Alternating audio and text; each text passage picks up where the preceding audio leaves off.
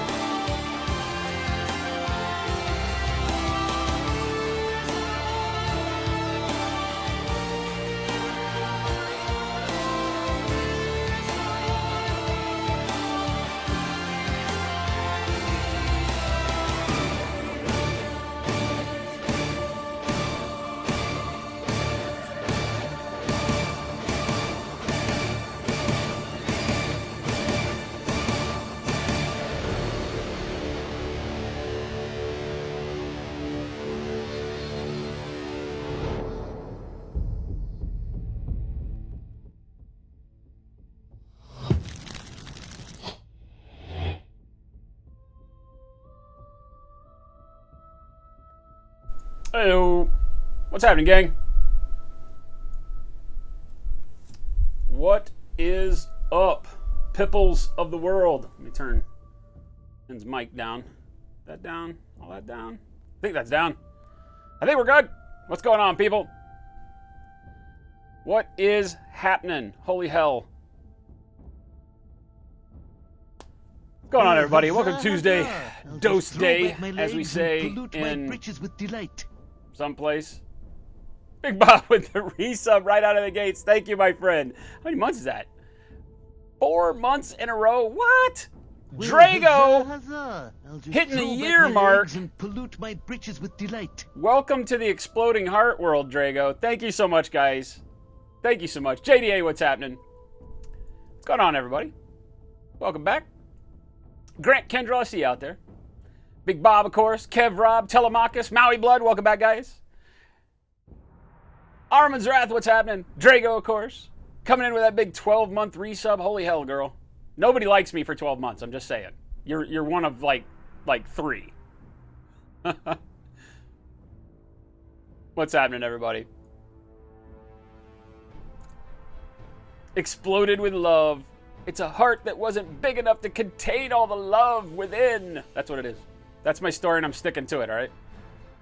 Captain Flashheart, what's up? What's happening? What's going on, everybody? Welcome back. Welcome back, welcome back, welcome back. Man, I got cool stuff happened around here this weekend. I got my desk well, I won't say like totally reorganized, but fairly reorganized. In that it's not a jumble of ridiculous amounts of paint all over my desk. If you're watching my personal Facebook page, you might have noticed that last night I showed off that I finally put up our very own Slow Fuse Gaming paint racks. I'm looking at the wrong place for the camera. I'm looking right here, but now you're up there. So I'm going to start all that stuff again. Black Wolf. Awesome. Horn meter in the middle shows $100. May need to reset it. Nope. It is correct, Big Bob. Sunday, the real Ashman dumped $100 on Jen's birthday.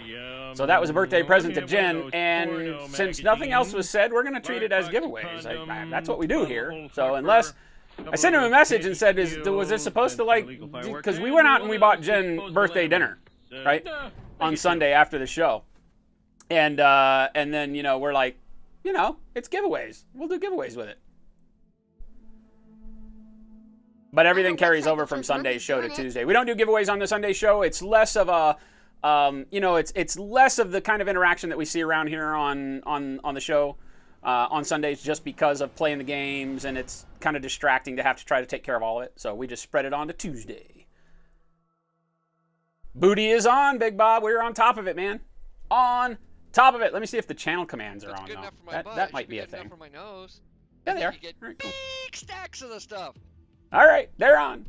Everything's on. Everything's good. Everything's golden. Raffle's running. There's 2 giveaways to be had today already. You see the butt up in the top corner. That butt up there. I know a website that shows monkeys doing it.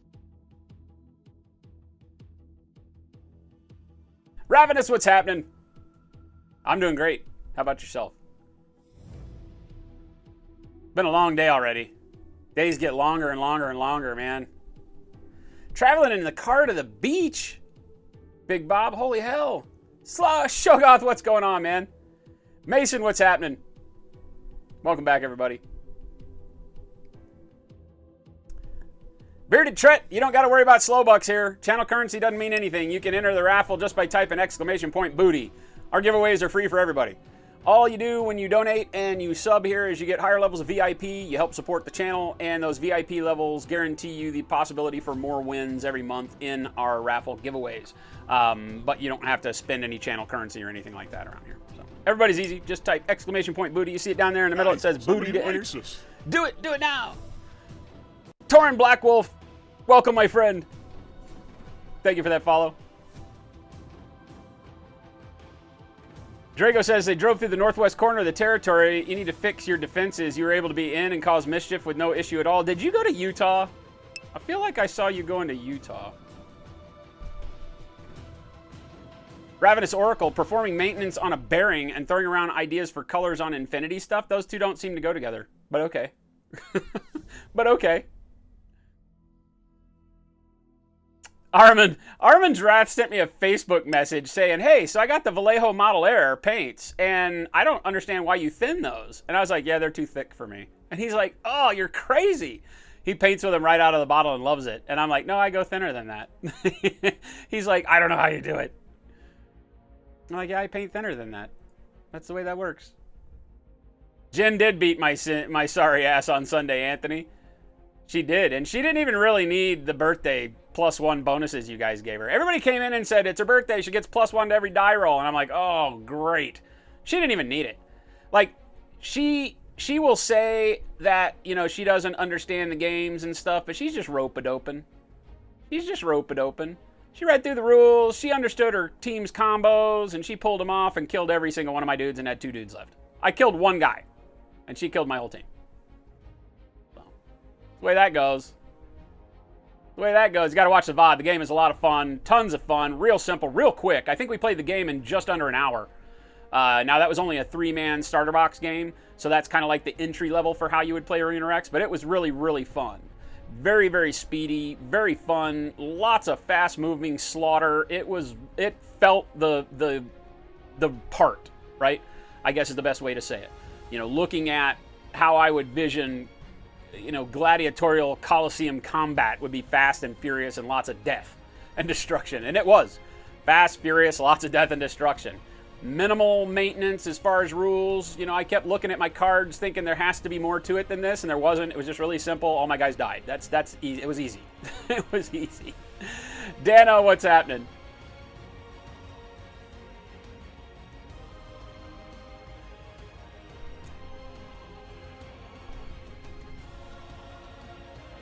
Completely slipped past. Ah, jeez. Telemachus, we had an anniversary? Say what? Say what? AK Prime. You're new to mini painting and Twitch. You keep referencing a paint rack but can't seem to find it on the site. You're looking for a functional way to store your paints. They will be up, AK Prime. I'll show them off. Here is, if I can get the camera to play right. These are the new racks sitting over here. Let's see if I can bend my camera stock correctly. So I'm running 4 of them in a configuration where they're just stacked 2 by 2. Each of these racks is, oh gosh, gravity. How does that work?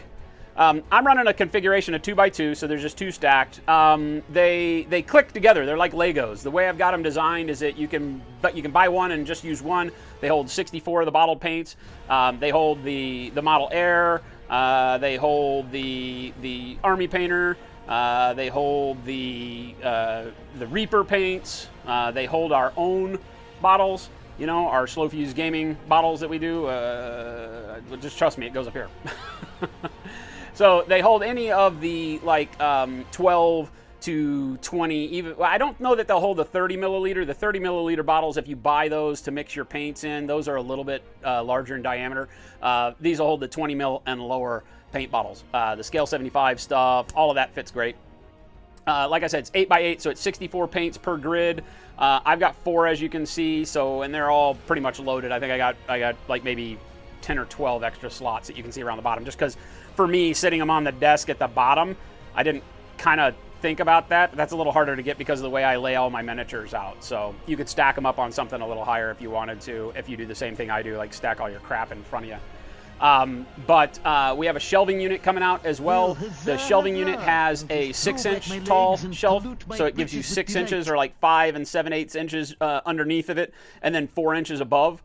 So basically a 6-inch pocket and a 4-inch pocket at 11 inches, and the shelf is 6 inches deep, so that you could store miniatures in them and build a configuration like that. The shelving unit also has a brush holder that is kind of like a sword rack style brush holder that goes and takes the place of the 6-inch shelf. So it snaps into the 6-inch area. Again, like Legos, you don't have to glue it in. It hooks in there and stabilizes. And it holds 8 paintbrushes laterally. So not up and down, you know, because storing your paintbrushes like this in a cup, you know, is like the worst thing for them, because you clean them and all the moisture that builds up in them runs down into the ferrule, and whatever paint that's left tends to run into the ferrule and dry, and that's the worst thing for a paintbrush. So it stores them laterally across there, so you can do that and still have a 4-inch shelf. We will have inserts for the 4-inch shelf that have like bleacher racks in them for all of your paint pots, like GW, the 40 milliliter Vallejo Effects paints, things like that. Those bleachers will work both in the 6-inch shelf and the 4-inch shelf. So basically, you have the Vallejo style dropper bottle shelf like this that holds 64, and then you've got the shelving unit that has 2 shelves, and those shelves are modular so that you can either put the GW, we'll just call it the GW paint rack in there, and you can buy the GW paint racks either singly or in pairs, and they would each hold 24 paints per shelf, so you would have a total of 48 GW style paints in this same area on those bleachers. But it keeps everything nice and neat. Every instance of the rack is the exact same size, 11 by 11 and 6 inches deep. So plenty of space to hold your stuff, but doesn't take up a ton of real estate on your desk. If you know the standard like GW style paint racks are bleacher racks, but they're generally about 12 inches to 14 inches deep, and then racks up above from there. So it takes up too much of your desk surface, in my opinion. And those generally only hold about 32 to 48 paints anyway. So we were able to design a system that got you, and I don't have it to show because I still don't have the prototype for the shelving one. Unfortunately, we weren't able to pick them up this weekend. Our cutter is a little bit behind. But we'll be able to get 48 paints inside of the shelving system that you see here of the GW style. And you can mix and match, because those aren't actually, they don't actually have like holes cut out for what size the jar is. They're just bleacher shelving. So you just set your paints on the shelves in there, and you can hold up to 8 across, just like here, and 3 levels high per shelf, so 24 per shelf. So it should be pretty cool. And then, of course, the paint rack, the paintbrush rack goes in there.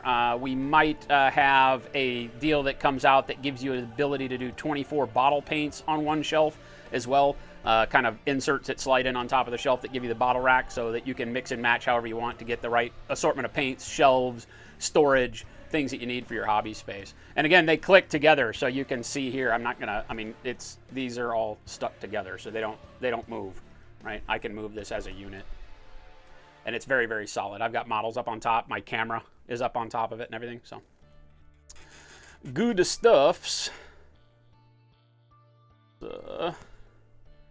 feel like that was supposed to be more like that. Get my camera back down where it's supposed to be here. Why don't you Bingo. donate $5 to the cause and maybe it'll make you feel better. Pow. Back to whatever form of normal we call this. Stay. All right, good. Dano with the resub. 8 months in a row. Holy hell, my friend. Thank you so much. _gaming. And BVC, thank you so much. Coming in with the $4. Mucho apreciado. So yeah, AK, those should be up. I'm hoping, I have my fingers crossed. Our laser cutter right now is having some issues with timing. And so we're having to kind of deal with that. It's nothing bad. It just means that we keep getting put off, right? I'm hoping that this week I'm going to get them, but I said that last week. So we're pushing. It's kind of out of my hands right now. As soon as we get them, we've got 20 initial units coming in, and then another 20 coming in hot on the heels of that. I think that the bulk of those first 20 are spoken for through our quote-unquote pre-orders, people that emailed me, but I haven't emailed to confirm those guys until I have it in my hands. So I'll have more update this week, hopefully by tomorrow, Thursday at the latest, I would hope, but I make no promises. That's for the bottle racks. Then the shelving unit, I still have to test the prototype, make sure that it links in together with the bottle racks just like I want to. It's that whole clicking together that makes the system work, so that once you snap one in on top of another, there's no glue required. There's glue you have to use to build them, to put them together so that they're solid as a unit. But then as you want to click them together and make your hobby desk, you don't have to put any magnets, you don't have to glue, you don't have to Velcro, nothing. They literally just snap together. And then you can redo them if you find that, hey, I'd rather have these be 4 wide than 2 high and 2 wide. You can just take them apart and, you know, with the paints in them, you can just snap them apart and plug them together in whatever configuration you want. So in order to do that, I have to go through some pretty rigorous prototyping just to make sure everything fits, that when I do stack them up, because we're telling people that you can stack them to 3 high and they'll be safe, but I need to test all that. I feel like 2 is probably enough for most people, because 3 high is literally, you know, 36 inches off your desk height. I think that's a little too much. So I don't want an IKEA situation where they fall and kill somebody. Why don't you donate $5 to the Shut up, cause Uncle and Touchy. maybe it'll make you feel You're not better. the boss of me. Ray Silver, what's happening? Thank you. Adding water to the VMA paints leaves it pretty much freaking watercolors. It kind of does, but I paint like it's all watercolor. Ray Silver just back. I hope it went well. I hope she's doing good. Kev-Rob, how did I organize the paint? I put it in holes. If it was blue, I kind of went, I went white, black, grays on top, blues next, purples, reds. Then I've got more brown and olive drabs than you can shake a stick at. Somewhere in there's the flesh tones. It's really not, whatever order it's in right now, it will not be in for long. I literally can't remember how to keep paints in order. It happens like once every a quarter that I will go through there and put the paints in some sort of order, and then they don't last. Dano, since most paints are only 3 inches tall, what's the additional 3 inches of depth for? Stability. I couldn't make it 4 inches deep or 3 inches deep, even though that's all the paints accommodate, because then it would tip over. Mechanical engineering and stuff, geometry and physics take over. You need, if you've got a height of, say, 11 or 12 inches, you need a minimum of half of that height in depth in order to make it stable. So since we're 11 inches tall, we wanted 6 inches of depth, plus we knew we were doing the shelving unit, so 6 inches of depth on the shelving unit makes it to where you can put large base models in there. You know, you can play around and get enough stuff in there to where if it was only a 3-inch shelf, it wouldn't be practical. So the 6-inch shelves that we have are big enough that you can put stuff in there and use it really well. Thinking. All the time thinking.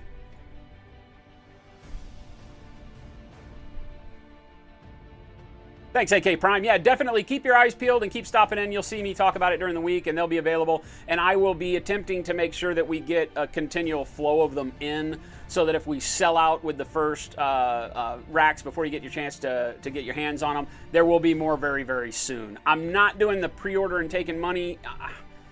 I might have to, as much as I hate it, just so that people feel like they're locking in and don't have to go buy something else. I really want to make sure that you guys are comfortable getting them. But I hate taking pre-order money until I know that the product is in my hands. It's just how I'm made. But I got enough people banging at the door saying they want to give money, they want to make sure that they get them first, that I may have to put it on pre-order. So I'll announce that. If I decide to do that, I'll do it tonight or tomorrow. And I'll announce it on the web, on my Facebook, so follow me there, and also on tomorrow's stream. So I haven't decided yet, though. I hate doing pre-orders, man. I hate it. I should label the bottom of the paint bottles? And that's a good idea, but for me, I just look for hue. If I want a green, I just kind of look up there and I say, oh, that one looks good. I'm so lazy when it comes to color. I'm just like, yeah, that blue looks like it'll work, and I'll make it work. I don't know. I mean, I have paints that I like to use by name, but I'd reach up here and grab what I thought was dark sky, and if I pull it down, I get deep blue instead, and I'd be like, okay, that looks good. We'll use that. Because, if visually to my eye it made me think it was what I wanted, I might as well use it. There's no exact formula for me. Black Wolf, good to see you, man. Myrtle, welcome back. Love your face. Day 2 of chemo and radiation. So far, she's doing good. Good. How did Jen's birthday go after pushing me into the murder hole? Well, she won the whole game, and then we went out and took her out to birthday dinner. She still got a really nice birthday dinner. Can you believe it? She beats the crap out of me at Arena X, and I still buy her dinner. Duh. I'm a nice guy. Big Bob going through a tunnel. Genuine, what's going on, brother? When you paint a model black, would a good color workup be black, dark gray, gray? BVC, yes. Yes, and then just depending on how dull you want the black, like how dirty you want the black, you'll use more gray. The dirtier you want the black to appear. Just be careful as you push into grays, because at some point you cross the boundary. And Dornar, welcome. Thank you for that follow. You wind up pushing the boundaries and you start looking like gray with dark shadows, right? So don't go too light on your gray. I generally start with black gray or the Panzer Dark Gray from Vallejo Model Air. Those are my favorites. You can also use stuff from the Army painter, like Hardened Carapace works pretty well. It's got a little bit of kind of a brownish black to it, so that could give you kind of a nice dirty black. But you can just kind of choose to work up through those really, really deep, add some gray to black, get a nice black gray, whatever you're comfortable with, and slowly work up until you feel like, you're where you're at. If you're doing cloth, don't push it up to a bright gray highlight. Because it'll make it look like a hard surface and shiny. If you're doing armor, you can. So it just depends. Black's one of the harder colors to paint. Armin's Wrath, am I going to show that tool and talk about what we discussed? Good God, man. You're a better marketing man than I am. Where is that damn tool anyway? I don't have it here. I just cleaned it up. I just put it someplace. Where did it go?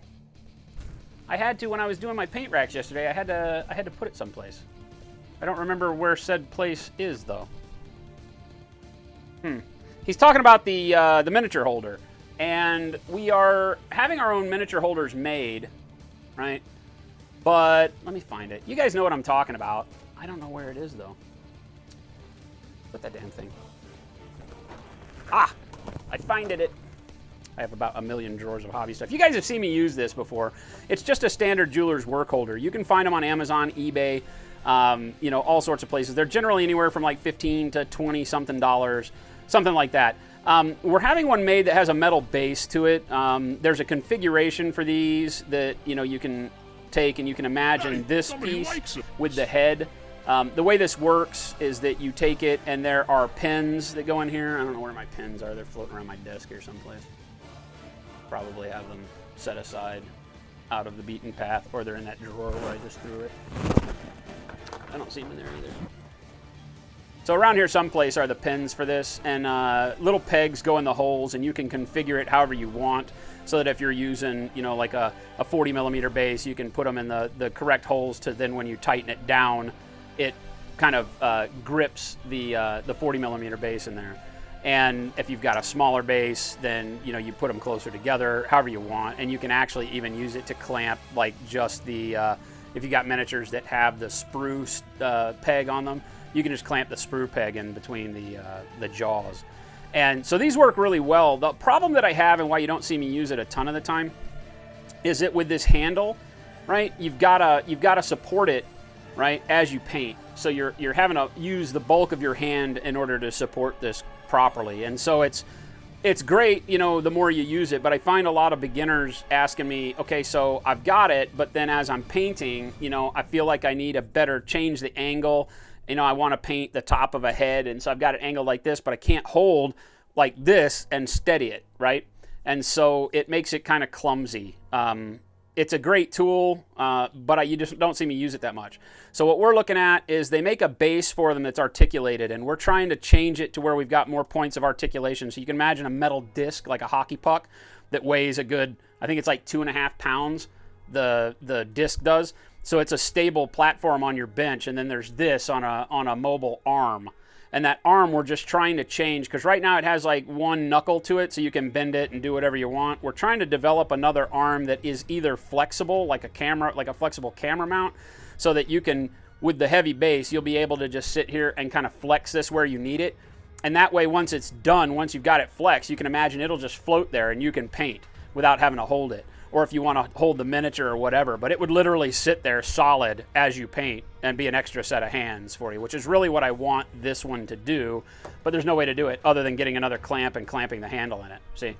So that's what we're working on right now. That's what Armands is alluding to. We are uncertain because we just don't know, and I don't know a good method other than like a Kickstarter or pre-order to see what the interest actually is in them. I don't know that we can, viably sell the quantities we have to buy. So we're in that decision-making point right now. So we'll see. We'll see. I put it someplace safe where I'd never find it. That's true. That's true. Big Bob, when is the next paint-along model scheduled for? I'm thinking mid-October. We are working to get the model in-house right now. It'll be a Bushido model if all goes well. But the guys at Bushido are moving their warehouse right now. They're having to move shop, and they can't ship anything out. So all shipments are on hold. And we've contacted them. They've let us know that that's going to be here at the second week of September when the move is completed. So as long as they can get me product soon after that, and we can have it close enough up in the store, then we'll shoot for like mid-October with Bushido. We might move some games up in front of Bushido in order to make that work. I've got a model from the Tengu Dissension clan that I really want to paint. One of their big bird samurai warriors. I think would be a lot of fun. Got a lot of organic stuff on it, plus some really cool feathers and things that we can do some cool color combos and techniques with. So hopefully it'll be that. I'll keep you guys posted. Always check the calendar over on slowfusegaming.com. The events page has got our calendar, and it'll show what's going on. We will do a better job in the coming days of setting that up with things like our paint-along miniatures and all that. So you'll know ahead of time for sure. Yeah, exactly, Ray. Houdini, what's going on, man? Mike, well, screw you, Vice. I'm going home. Kev Rob, yeah, Green Stuff World has the one with the single knuckle on it. We're trying to improve that, right? Because those have been available. That's a jeweler's tool. It's been around in the jeweler's world forever, which is how I've used my my work holders. You use them when you're working with bronze, silver, things like that, because those pins are meant to hold various sizes of rings on there as you do settings and things like that.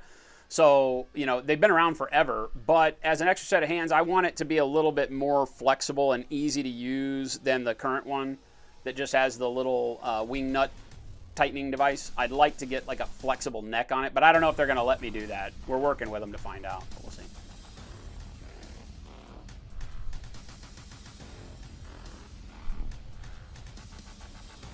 AK Prime, how's Bushido? You're 9-year-old and I are just starting tabletop games. You picked up Arena Rex for the simplicity. Hey, it's awesome.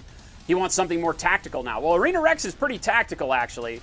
It is simple, but I don't underestimate the tactical nature of it. With everything you can do, there's a lot going on, but I get what you're saying. Bushido is a skirmish game as well. It's not going to have a ton of miniatures. For if he's wanting to really try his brain at something more tactical, I would say Infinity is probably your best bet for a small skirmish level game. You can play with under 10 models a side, so you don't have to invest a tremendous amount of money or time in the hobby side of it to get really, really good forces built up. It's got large robots. What do I have from Infinity sitting on the desk? I think I only have small dudes. I don't have any tags. But it's got a very neat sci-fi flair to it. So if he's into science fiction, it's got some really, really cool stuff. It is by far probably my go-to rule set for when I want to play. It's the only tournament system that I play in right now is Infinity. So I love it. We talk about it here on the channel all the time. It's the most balanced rule set I've ever run across. So, and you can get the starter box for, it's called Operation Ice Storm or Operation Red Veil.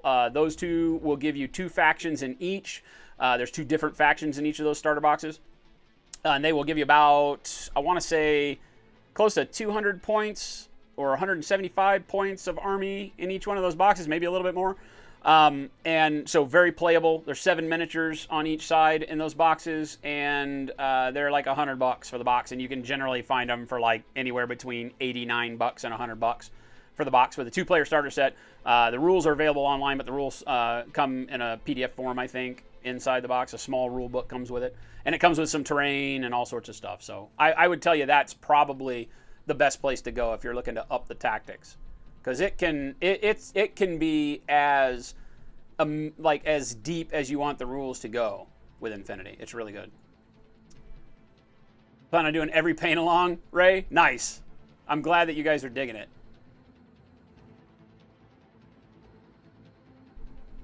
Yeah, Armands, I'm not saying they don't. There has been a hands-free and hinged one forever, but those hinges don't work well enough is the problem, right? Trust me, I've used these for years and years and years in metalwork, and the problem with anything that calls itself an extra set of hands is always in the tightening of the joints. Anything that has that little I-beam joint that you twist a screw in the middle and it closes in on 2 ball-bearing arms, like the hands-free for the universal work clamp, all of those have a problem in getting it tight enough that you can still move it. Because when we're doing miniatures, you don't want a clamp that holds your miniature in one position only. I mean, if you set it up like this and you rotate it, you can get some good angles, but eventually you got to paint it like this. So you want to be able to just grab the base and with not too much pressure, rotate it over like this and then be able to let go and have it hold it at that angle. And then maybe rotate it like this and have it hold it at... You need it to be an extra hand. It does what you need it to do without having to go through with an Allen wrench or loosen a screw, move it, tighten the screw, only to find out you need to loosen it, move it, tighten the screw a little bit. It gets to be cumbersome. So that's where I'm at with it right now, and you can definitely go buy those things all day long. I'm not going to make it unless it's something different and fresh. Throw back my legs and just not going to my happen. breeches with delight. I don't want to make the same one you can buy at 14 different places.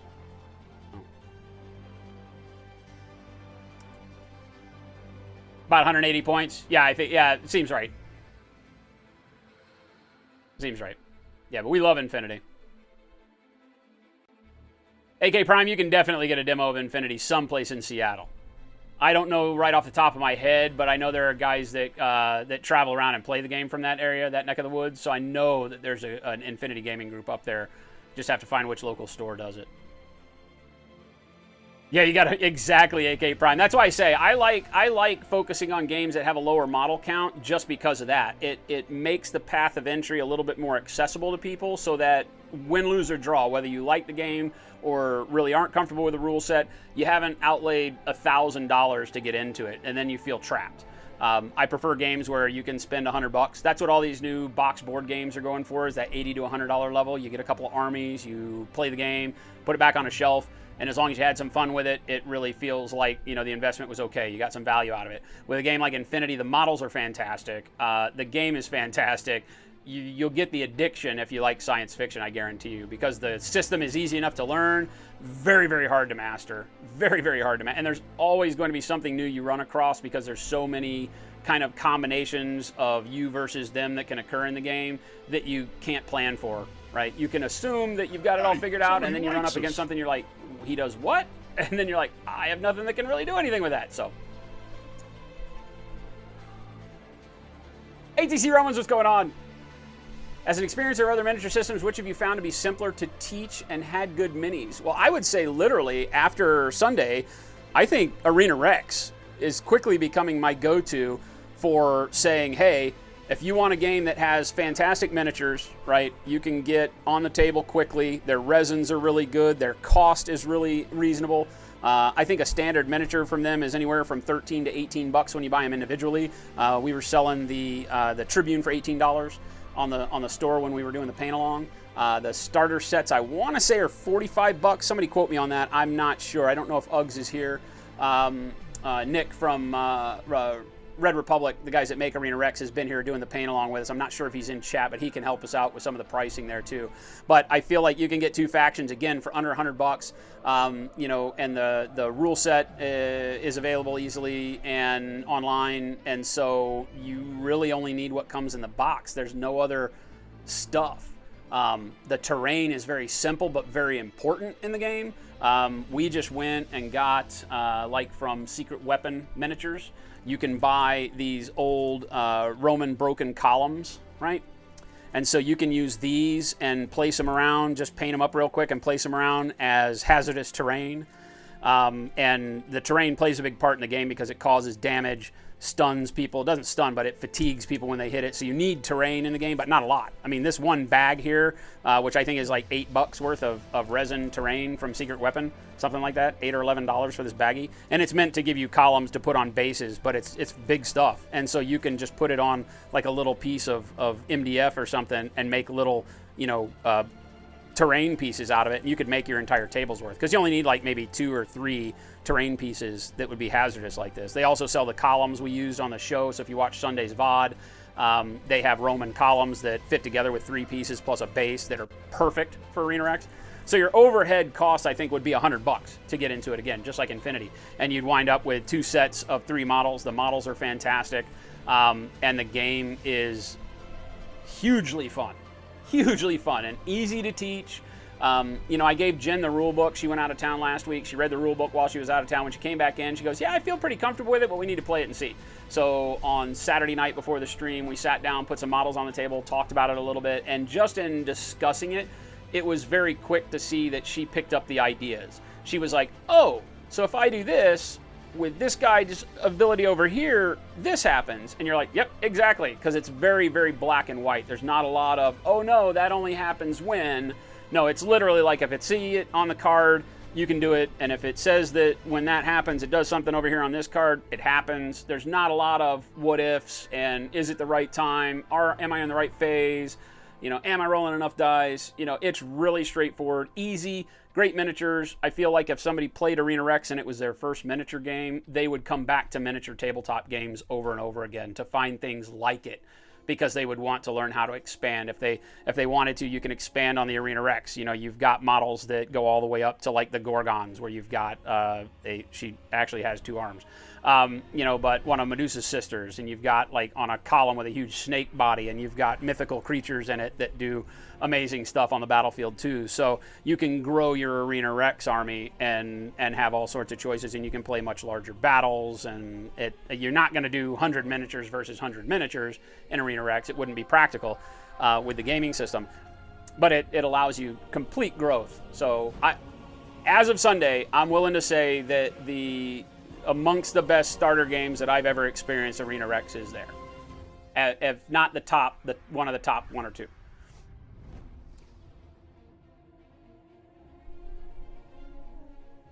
Want to buy a Eugene paint-along, Telemachus? We could probably do some Infinity paint-along coming up later in the year. Maybe November.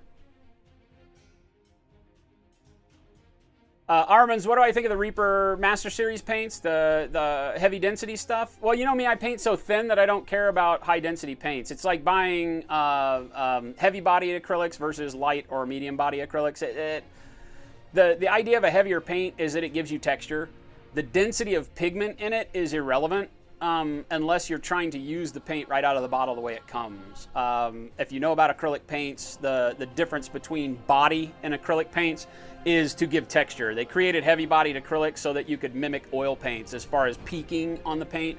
Oil paints, if you notice, as you paint them and you lift your brush, it'll give a little peak to the paint because the paints are so thick unless you thin them. And so that texture on a canvas has a lot to do with the overall composition of a painting. A lot of people like that. The different period paint styles either have more texture or less texture, or the way they use texture in their detailing. So for canvas painting, that makes a big deal, and it would direct you into like buying heavier, dense acrylics. Out of the bottle for miniature painting, I feel like it's a gimmick that doesn't really have a standing in miniature painting, but that's because my paint style requires you to paint very thin.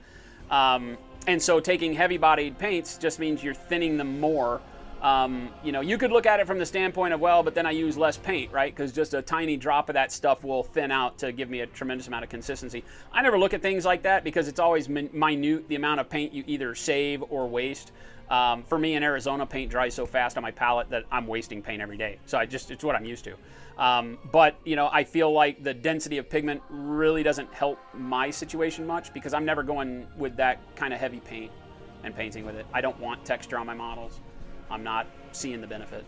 The game color Vallejos have got high density paints as well. I've used them. I wind up filtering them down so far that they are exactly like the other colors. So they're great, but when you're painting super thin, if you're following along like I do, then I feel like they have less value, right? They just buy whatever. Buy them for the color. If they have a color that you like that isn't available in the other series of paints, buy it.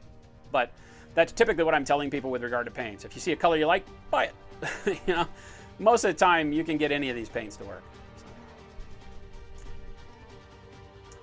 You would love to see my take on the new Shikami for Eugene, Ray? Yeah, we could have a Shikami paint along. That would actually be really cool. That would be really cool. I really like the miniature. You know, I used my Domaru for Shikami in my JSA list, and I like painting those. So, yeah, we could do that. My Lord Megatron, what's happening, man? Yeah, Houdini, she knew the game. She already figured it out by the time we started the clock until she whooped my ass. She had it understood what she needed to do with her forces, and so that's the biggest thing as a teacher you want to experience in the people that are studying under you, so to speak. And that, not that Jen is teacher-student relationship, but she is. She's just learning war games. She doesn't come from that background. She hasn't moved models around a table her whole life. So for her, the daunting part is she doesn't know what to do. She said it at the beginning of Sunday. She goes, I don't know what to do. And I'm like, you get the tape measure and you move your model towards mine and we fight, you know? And that's the simplistic nature of it. And then it happens and she starts seeing very quickly how her abilities kind of dictate where you move, right? Okay, this girl has a 3-inch ability to hit me within 3 inches, so I'm not going to move her as far. I don't need to get her up as close. She starts making those decisions very, very quickly. And so anytime you see that, you know that a game is very accessible, right? Because people are getting it. They're going beyond just the, okay, what do? I roll dice to fight. What is that about? They get that part and it just turns into normal. It's like bike riding. Okay, I get how to get on the bike and make the bike go. Then you start making decisions on where you're taking yourself on the bike, you know, and how fast you're going to go and, you know, where the highest hill is and how you're going to have the most fun. And I feel like that's what Arena Rex did really, really well. Grins, what's going on, man? 60 minutes till you get to paint. The timer's on. Max Payne, welcome back. Ray, damn you. Thank you, AK Prime. Glad to have you. And just binge watching VODs? That's awesome, man. Glad to have you. Much appreciated. Are there other channels or tutorials that I recommend? Coming right up after us is Kenny from Next Level Painting. He's part of the Long War Network with me, and we trade off on Tuesdays and Fridays. And he has a really good take on painting that differs from mine. He's more into a kind of a cartoony style, bright colors, high contrasts, really subtle fades. Paints a lot of Games Workshop Warhammer stuff. So stick around for Kenny. He's always got good stuff to teach, and it's a fun time over there. And then I would just say keep looking under the miniature section. You'll notice underneath the stream it says that I'm, Arena Rex Paint Along Day 4, doing creative on, and then it has the Long War Network, and then it's got like creative miniature painting. And go to miniatures and browse that section. And there will be other streamers that pop in there from time to time that will be streaming miniature content. And there's a random people. That's our public group. It's available to everybody to stream in. So I don't even know whoever uses it. I'll tune in sometimes and find brand new people streaming. So there's all sorts of good info on Twitch like that. Afflicted, what's happening, man? Wrath of Taz, what's going on? Liquid Frollo, what's going on? You got your order already? That's awesome. That's awesome. Thank you for the support, by the way. Liquid Frollo won, I think on Friday, didn't you? He won Friday, and by the time I got out his gift cert, he had already used it. Within 15 minutes, he used it, and so we shipped it immediately, and I think he got it. Oh, yeah, he said he already got it. Because I think we shipped it out. So I think he used it like Friday night or Saturday morning, and we got it out by Saturday. I want to say, yeah, you got it Monday? That's awesome, dude. That's pretty fast. That's pretty fast. Nice, Grens. Big Bad Booty Man, what's happening? Nice. Nice. Let me know how it goes for you. He just got his bomb wicks. Awesome. Yeah, I'm really pleased right now. We've only had a couple of customer service issues. We've had a couple of people with the number 3 brush that the hairs have split a little bit. You've seen me on here. Let me see if I can grab mine. So with the bomb wicks, we just released our own line of Sable brushes. And so the SFG bomb wicks that you see here, this is the number 3. This is the biggest one in the set, and it's still not a huge brush. And a couple of people have noted that there's some short hairs in theirs. I've shown you how with Sables, because of the natural hair length, they're not created necessarily by a machine. They're cut in a machine, but the ability for a hair to be shorter in the stack is real, right? Whenever you go to bundle paint hairs, or paintbrush hairs, the ability to have them either offset during the bundling to where one slides down and becomes a little quote-unquote shorter than the brushes at the tip is very easy, and it only has to be a fraction of an inch shorter before, as you paint, it will bust itself out, and as you put it back together, whenever you bend the brush hairs again, it will pop back out because it doesn't have any pressure at the tip, right? All the hairs that are the right length are all getting equal pressure at the tip, but any of them that are shorter don't get pressure at the tip, they just get pressure at the middle, and it pops them out the side. So I've shown you guys that anytime you see that happening, just take some cutters, right, and separate that hair out of the pack, pull it all the way down to the ferrule, and clip it at the base of the ferrule, right? Always make sure you cut it all the way down at the silver part. Don't leave it up here, right? Don't just cut the bent part and leave it with a little bit here, because then as it gets paint in it, it'll still just stick off to the side, and you go to the model to paint, and you've got this one brush hair sticking off. That's something that's unavoidable to some extent. My Winsor & Newtons usually will have maybe a max of 2 hairs split out. Their quality process, I'm not gonna lie, the Winsor & Newton quality process is bar none the best in the industry. If I had the ability to do that QA process, I would do it. The problem is then my brushes would be the same cost as the Winsor & Newtons, which is not what we're shooting for. So it's that manufacturing balance that we're going for. We're trying real hard to get as close as we can and still be able to offer them at a good price, where you can get like 5 brushes for the cost of 2. But as you know, just clip those. We've had a couple of that. We got one notice today from a customer that one of the number 1s in his set looked like it might have had one of the hair filaments or pieces of hair actually came out of the ferrule and was like bent back into the ferrule. So I got to see that, and I'm going to replace that for him. But if you have any issues, we replace it. Not a problem. But we've been painting with them and absolutely loving them. So good stuff. Bricktone, what's happening, man? Afflicted, we are doing cloth tonight. We're going to start with cloth. The tip swerve to one side or the other on your 0 Armands. If you got a little bit of tip curl, just try cleaning it, straightening it, and keep straightening it. It should remember how to be straight. It should not perma-curl. But if you load it up with a lot of paint, you let that paint dry in it a little bit and then clean it, it might curl a little bit on the smaller ones, but you should be able to straighten it out without any problems. None of mine have any tip curl on them, and I've been using, even the original prototypes don't, and you see how much we use them around here. So, but like I said, if you continue to have an issue, just let me know. You might have gotten a brush that's giving you fits, and we will replace them, so just let me know. Yeah, all of mine are pretty good, except for this guy is super dirty. This is my number 1. This is the one that I've been using the most, that we're going to start off using today. So I think first, we got to clean him up a little bit.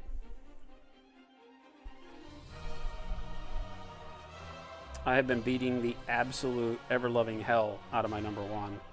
And I've still got, no curl on that. It's still blade-edged, right? This one's got loaded up with turquoise down in the guts, though, so it may cause us problems today. I'm not going to take the time to clean it right off the bat because we've been talking a lot. By the way, these are the Arena Rex miniatures that I played with on Sunday. Our soldier cam went down right before the stream, so we didn't get to do our normal close-up of during the game.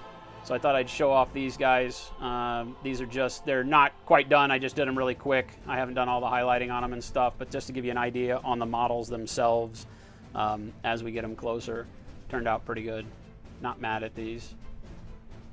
Quality of sculpts is fantastic on this stuff, so, it's really just a matter of because I was painting these super fast. And even with fast paint, they still have enough detail on them to even make my modest, quick painting sessions look actually pretty good. So, very, very happy.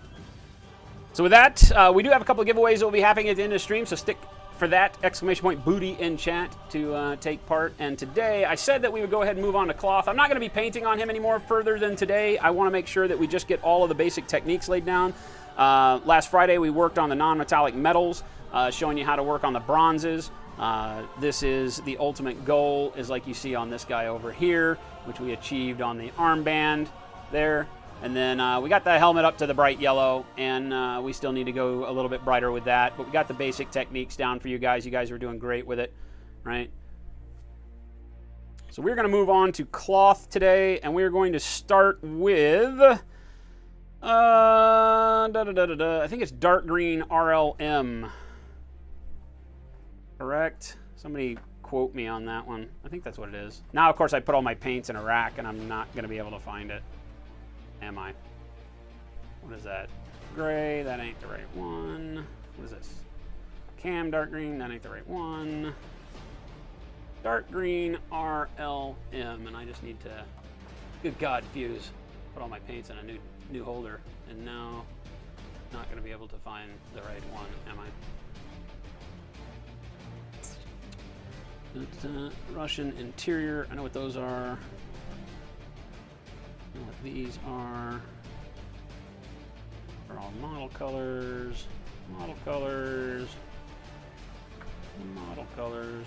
Olive drab. We'll just paint it in olive drab because that's what I have. Kidding? Kidding? Not the case. Aha! Nope, that's olive green. Ah! Darn, rats foiled. Foiled again.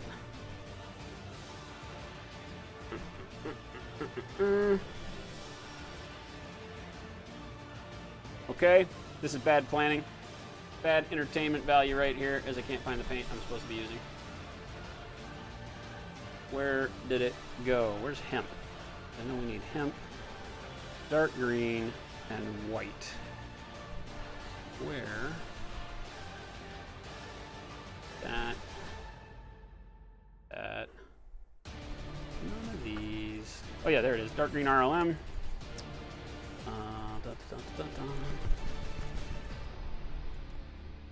Yep, dark green RLM. And hemp. Where is hemp? Wo ist hemp?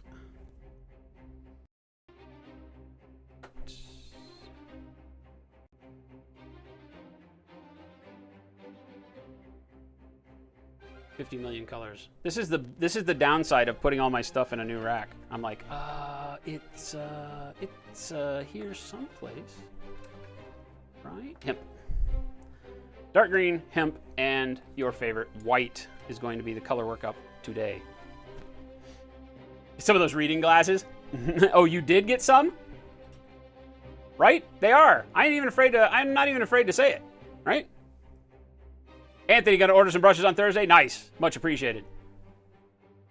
Armin's Wrath, we are loaded with mahogany. If you'd have watched on Facebook today, I posted right before the show, I was like, the world can breathe easier. We have mahogany in stock. There's only like 8 left. There were already some ordered. Like as soon as I put it back in, they were already ordering, so. Dykehouse, thank you. Looking forward to it. That'll be fun. Is that what you're doing? Is Yu Ching for the oranges you were talking about? Nice. Nice, Sapper Steve. Nice. Thanks for the support. Max Payne, my speed painting is still better.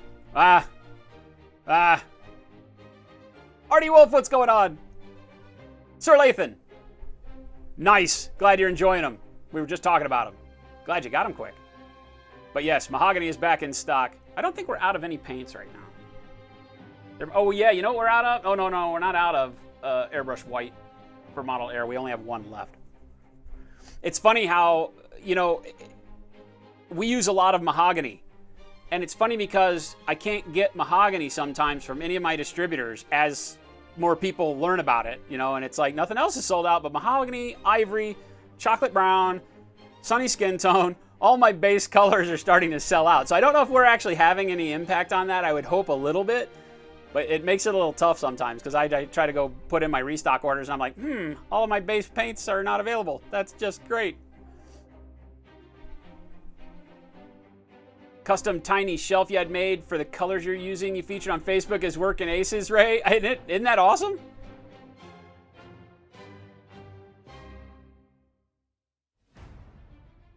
That was Nick.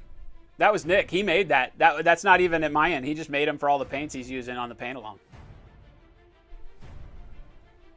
Artie Wolf, she kicked my ass. She kicked my ass.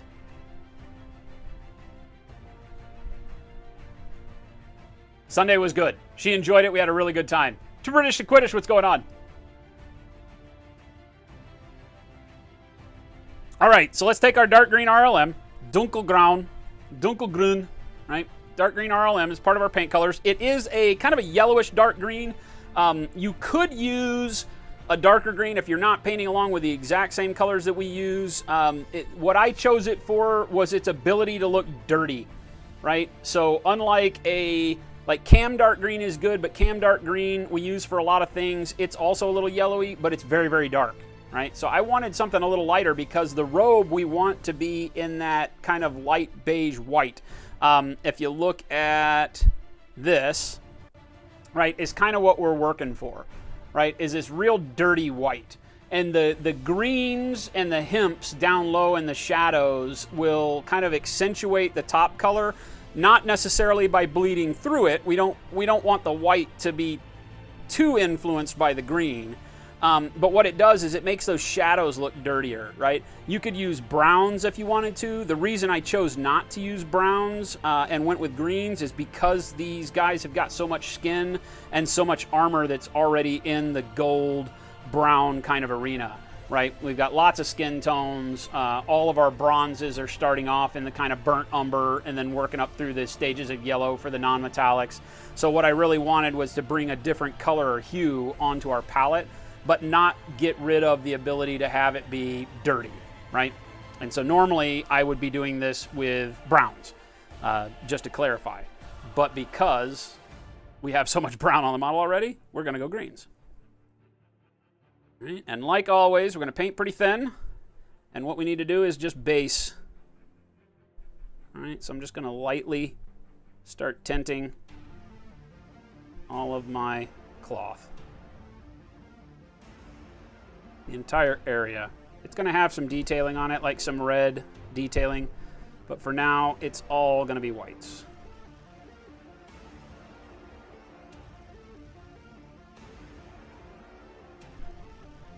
Just get in there on your shadows. Notice how enough of my black continues to show through because my green is so thin, so it's not like I'm just slopping green primer all over the top coat. Right? You know how we do. We just want to get that little tinting and filter of green over black for this base. Because all we're really trying to lay down right now is a shadow, the feel of a shadow, and to make that shadow have a color other than just grays and blacks. Right? So you want to make sure you get all of the deep spots. Don't let any of the black sit by itself anymore. Make sure you get a little bit of green colorization on all of it.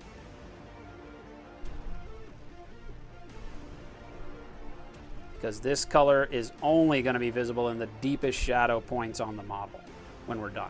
We're going ahead and putting it on the tops. And the reason for that is that we also want it to influence the hemp color that we're going to be putting on here. So rather than just paint the folds, the deep folds, rather than just paint the shadows with the green, like you might say, well, I mean, doesn't it make sense to just do that? Just paint the shadows the green if that's the only thing you're going to see at the end? At first glance, it might seem to make sense, but the answer is no. We really want to make sure that everything that gets painted onto the robe here, the toga, whatever the hell we want to call this thing, is influenced by this green a little bit. The hemp will pick up a little bit of the green because it's painted on all the surfaces. The white will get less of it because it'll have to go over the hemp. But you see, you're staging all of your hues that way. And that way we don't have to fight them back and have anything become too bright when we didn't really want it super bright. Now, one question I have is that I think these straps under here are leather, so we're not going to paint those.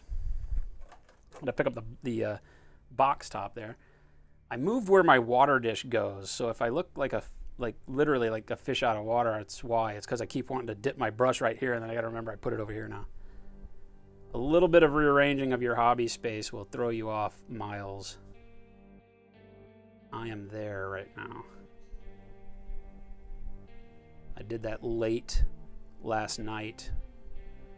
Got my hobby space reorganized, redid all my paints, and I was going to sit down and paint, working on finishing up Shogoth's Infinity stuff, and I just couldn't do it. I was out of steam. So late. I was like, oh my God. So I didn't get a chance to paint with this new setup until right now. Hence the reason I know not where all my paints are, even though they're sitting right in front of my face. Yeah, not the smartest man on the planet, that's for sure.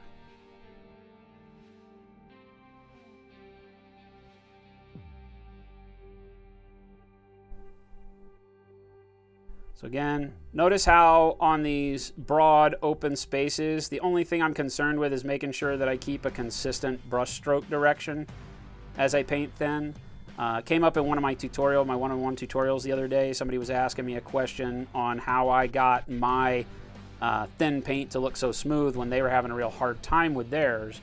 And after watching what they were doing, was able to sit back and say, well, first off, when you paint thin, you got to be very consistent with your brush stroke. And by consistent, I just am talking about directionally, right? You've got to pick a starting point. So for us, we have all these folds, so we can start and stop. So like on this fold, I'll paint right to left. I'll just go down the fold, right? From the beginning to the end with one continuous stroke.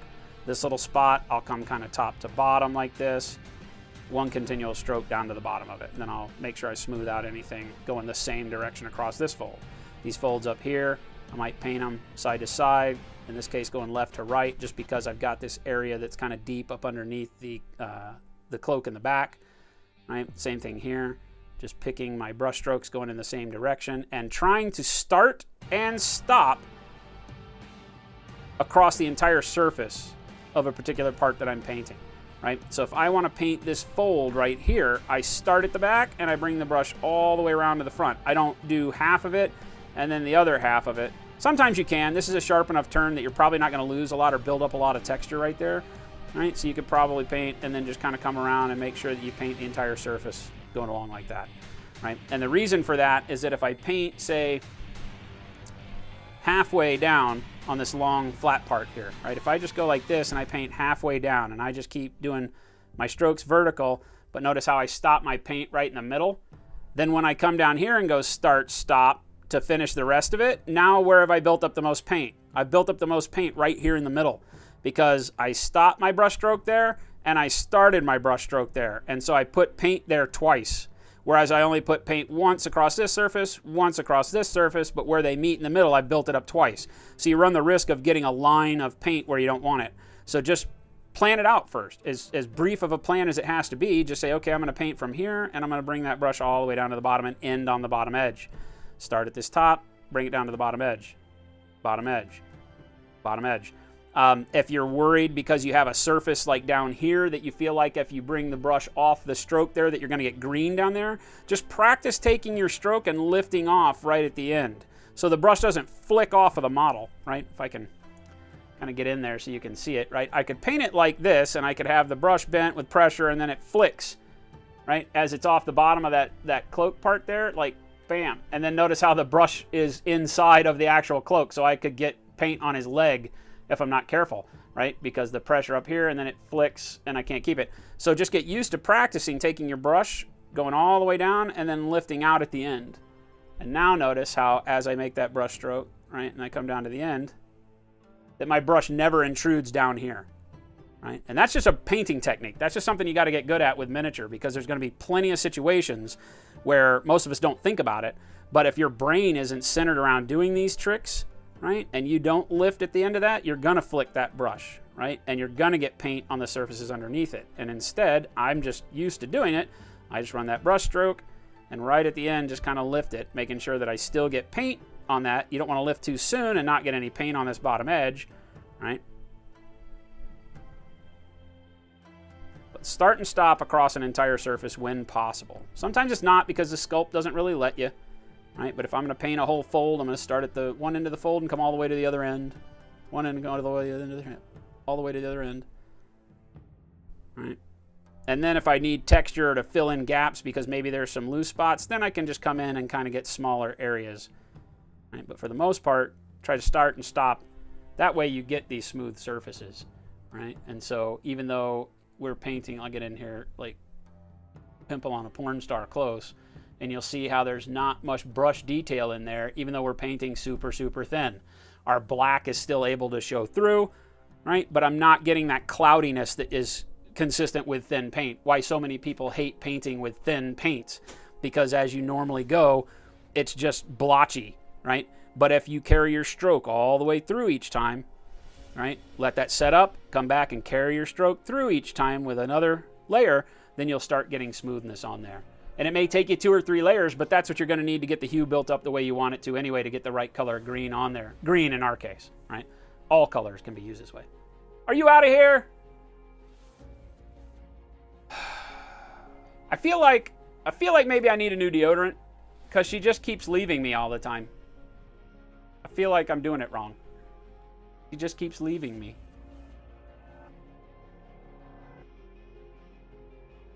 At night? Oh. All right, baby. I love you too. Have a safe trip. You'll try. I know you can't fly the plane, but I'll try to see. it's funny how we always say that. Hey, have a safe trip when you're in an airplane. Just tell the pilot, my man said to make sure not to kill me. All right, babe. See you later. Jen is gone.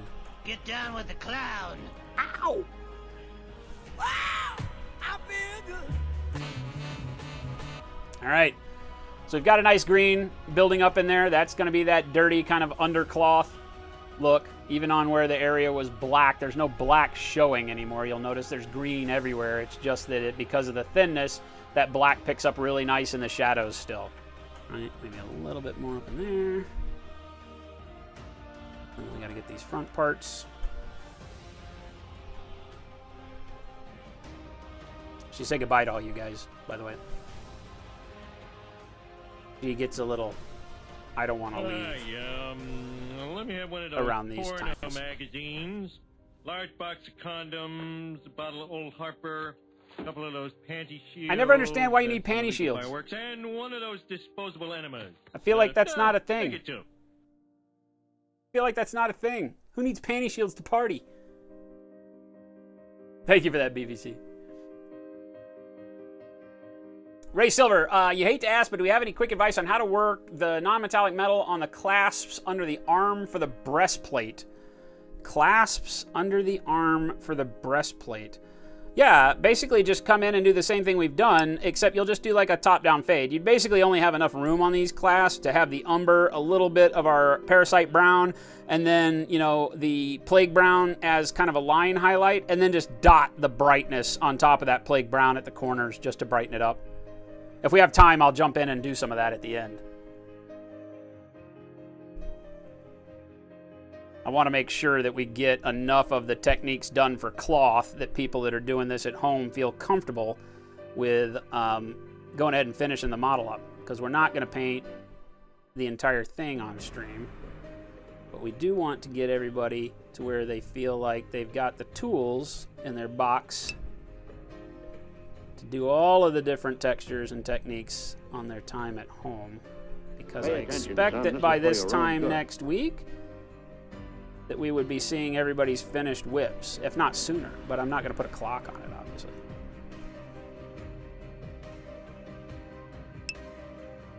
Let's get to the point. Back this out a little bit. Yeah, sorry, Psychotic. I zoomed in so I could show you guys the smoothness of the paint, and then I did not zoom back out. So, watch my thumb. Look at my thumb and enjoy it. This title of the stream should just be Introducing Jason's Thumb. I do that quite often, don't I?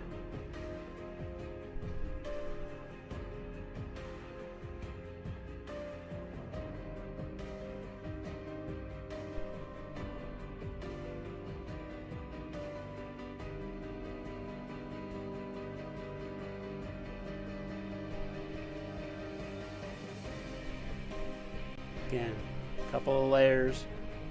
I build up the green that I want. Not too bright, but we can just enough to start seeing it. Because everything else is white, so all of this is white as well. So we have the green on the back here as well. This will be a good test for you when working thin and trying to get things smooth is over these big surfaces here. So again, we want to take this and keep moving all the way down until we get to the end of the cloak, right? So long brush strokes, starting and stopping off the edges of the model. Not stopping in the middle so that I don't build any paint up anywhere along that curvature, right? I'm just putting a very, very thin layer. I'm building up paint right here as I come off the edge because I'm lifting my brush at the end. Right, I just want to take that nice long even brush stroke, followed by another and another. And then you can start layering up as you start getting color on there, right? And that way we get really nice, smooth, no texture, nice green, starting to build up. Even with super, super thin paint that normally would give you fits. Because remember, like Armin likes to say, he feels like I'm painting with watercolors. And that's a good analogy because they typically are about the consistency of watercolor. People say milk for your airbrush. I'm basically painting with watercolor here on this model as far as like how wet these paints are. All right, so again, just continue those strokes the entire way down. You will leave more paint here at the end because that's the end of the stroke. So just come back and kind of make sure you're not blotchy with green right at the bottom. Do this consistent layering all the way down. Real gentle, not too heavy pressure. Heavy pressure is the death of painting thin. Right? The more pressure you put, the more you spread the paint. When it's thin already, the more you spread what little pigment is on your brush, the less consistent you'll be with your coverage. Right? So I'm not pressing very hard. Notice how my brush is not bending very much at all.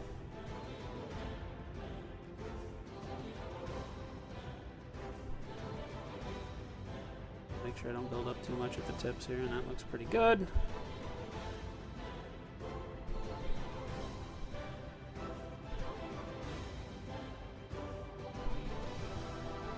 Now here we have a split from where the weapon kind of crosses over.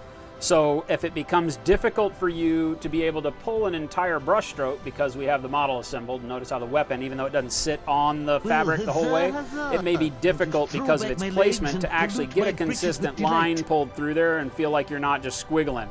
You don't want your line to squiggle around the brush, right? You don't want to pull it here and then mount like that because that mount part messes up the texture of the folds. So what we want to do is just start from where the weapon is and pull a consistent, nice, straight line down from there, right?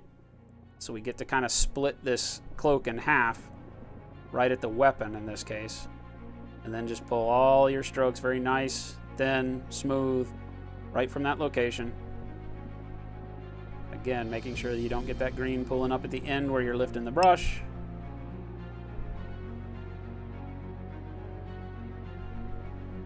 Nice and neat. And then do the same for the upper half. And here we'll probably have to turn it around. Doesn't matter that we've changed the direction of our stroke as long as the stroke is still going in the same linear direction as it was on the bottom. Like we don't want to do this and start painting this way across this texture because we did this down here. But turn it however you need to, and if you want to use the side of your brush on this one because it's easier, same thing. Just make sure you're going from, you know, top to bottom, bottom to top. That linear stroke is still following the same kind of directionality as down below. That way you won't add in any crazy texturing to it. Right? There we go. Really nice, smooth, but very, very thin green, and you can see how important it is, right? Because of the way the green just kind of filters our black. The goal of this is to just not have any black there and to add a little bit of a hue that's going to eventually influence our white to looking dirty. Whereas black underneath white just looks funky, right? It's too stark. There's no reason that white clothing would have black shadows. They would be dark grays, they would be blues if you wanted them to be really crisp whites. Just going in and lightly kind of doing some overfill on this, not too much.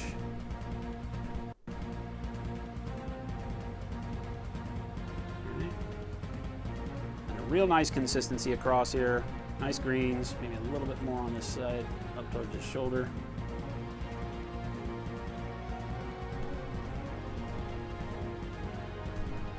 Again, just making sure that I'm consistent, pulling my brush strokes all the way to the top, not letting any paint pool.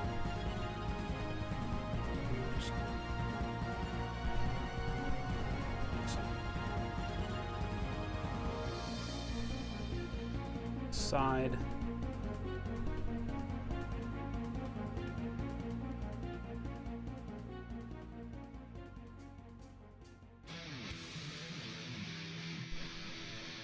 And don't overwork the paint. You're always hearing me say when you're working thin, you have to make sure that you don't just keep, you know, stroke after stroke after stroke after stroke on the same area at the same time, because when you're working this thin, what happens is eventually you just push all the paint to the bottom, right? Kind of like a wash. If you just keep pushing it, by the time your brush has no more paint in it, you're just literally taking the paint and scraping it across the surface and moving it around. So you want to let it set up, then go and put another layer on there, right? That's looking pretty good. Let's get the inside of the cloak. Need a little bit more paint. Again, we're using dark green RLM 71. The critical mass meter is accurate, Psychotic, and the raffle is on. I know Houdini 7, you bastard. You bastard. Laugh it up, Fuzzball. Houdini 7's painting his in a sub-assemblies, so he has the weapon off of his model like a smart person. Sir Lathan, definitely ask away, man. Sorry. Can you ask an air compressor question? You can ask any question in here and never have to ask if you can ask the question. Just ask away. This sort of thing has cropped up before. And it has always been Psychotic, you bastard.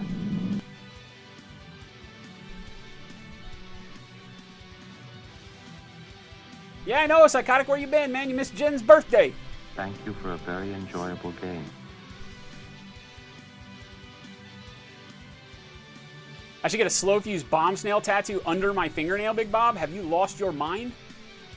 Like, I can't find anything in my brain that tells me that that would be cool to do.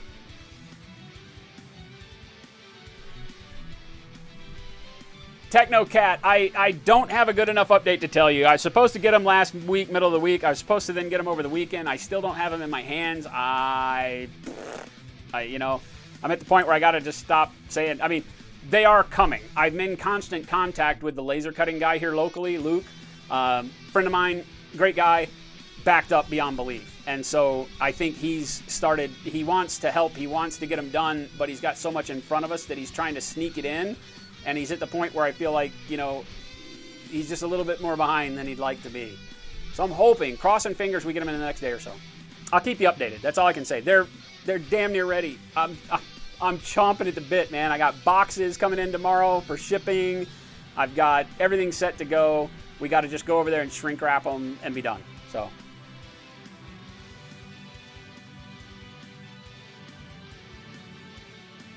Oh, Psychotic, man. That sucks. We had a great birthday, but you take care of you, man. But you guys will be the first to know about the paint racks faux show.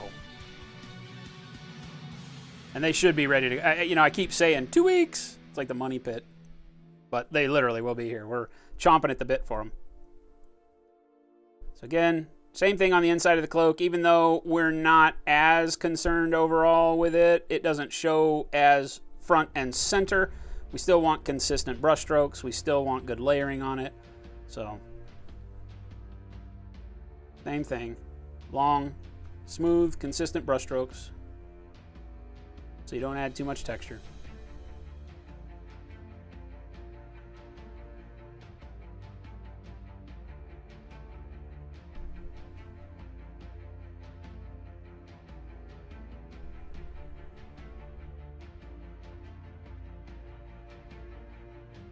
You'll see I've got a little bit of pooling right here, so I'll just take the brush, run it right through that pool of paint. It'll soak the paint back up. If I feel like there's too much there, because that pool acted kind of like an ink or wash, then that's when I just come over here and rub some off on my finger. Right, then I'll go back over to the model when I know I have less wetness overall. One big mistake I see a lot of people make is that when they use the brush to soak up a pool of paint on the model, and then they just immediately start painting the model again. It's like, well, that paint's still now on the brush, so you got to be careful. That's why you'll see me wiping a lot of the brush moisture off on my thumb all the time.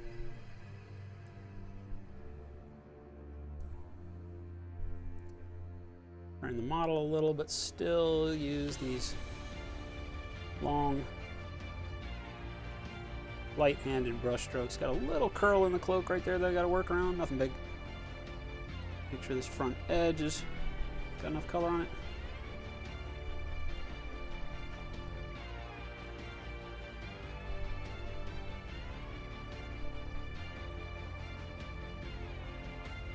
Now, because we'll use less highlight, I'm going to go back and make sure that I reinforce some of this shadow area even more with the green. Because obviously we're not going to go as bright in here. The hemp is our next color. The hemp is kind of a greenish brown, tan-ish thing, sorta. Don't really know. Everybody's hemp is a totally different color, I feel like. But it's beigey, tanny, greeny, yellowy something.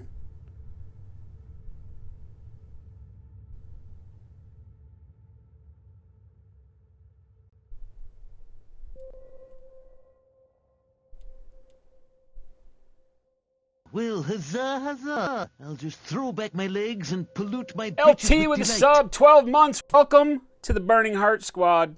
There you go, baby. That 12-month emoji or icon or whatever the hell we call those things nowadays. Whatever the kids are calling that shit. I don't know. Thank you, LT. The man, the myth. 12 years. I don't understand how you people have liked me for 12 years. That doesn't make any sense to me, really. I don't even like me for 12 years. I got to take a month off every now and then. All right, let's get the inside of this section of cloth that goes down between his legs. That's going to suck. Again, here, just do the best you can with doing consistent brush strokes because you're having to do it through the legs. So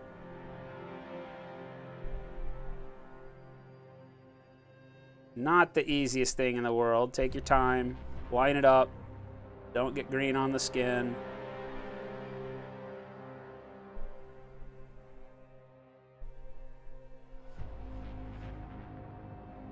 Having to distort the hairs on the brush a little bit to get in here the way I want to. That's okay. I'm beating the shit out of this brush anyway. That.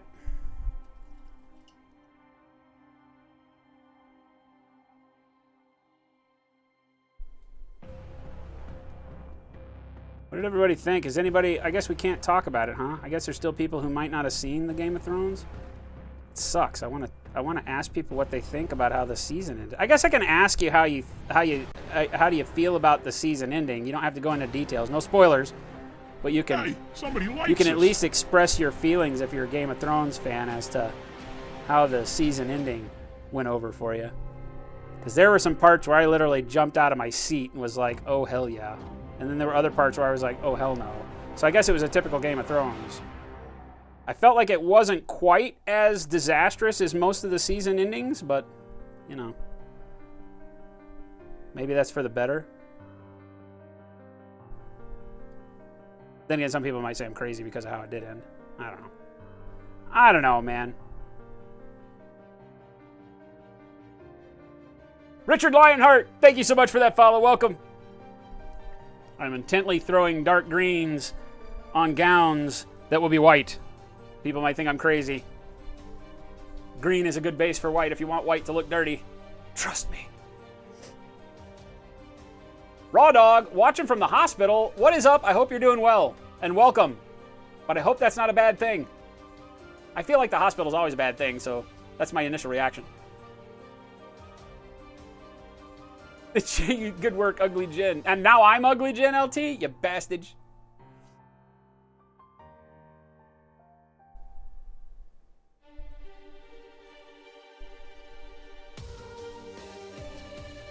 Dave Dad, welcome.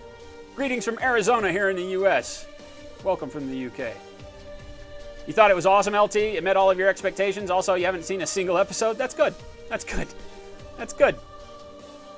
Yeah, exactly, Max Payne. It was a great episode, but I didn't feel like a season finale. They've built up this, the season ends, and you either walk away completely depressed or overly excited, usually completely depressed, and I felt like this was a good balance. So maybe that, I don't know what that means. Hard to comment without spoiling, Artie Wolf. I get you, yeah. You wanted to start calling Jen Beautiful Jason? That has a different ring to it for sure. And a totally different context, by the way. So I appreciate you not doing that. That's it's a little awkward. That's a little awkward. All right, so next we're going to move on to hemp. So if everybody that is doing this as a paint along with us is red eye, I'm going to start moving towards hemp. I feel like we've got good coverage. All the spots on the cloth that need to be green are green. Feeling good about that.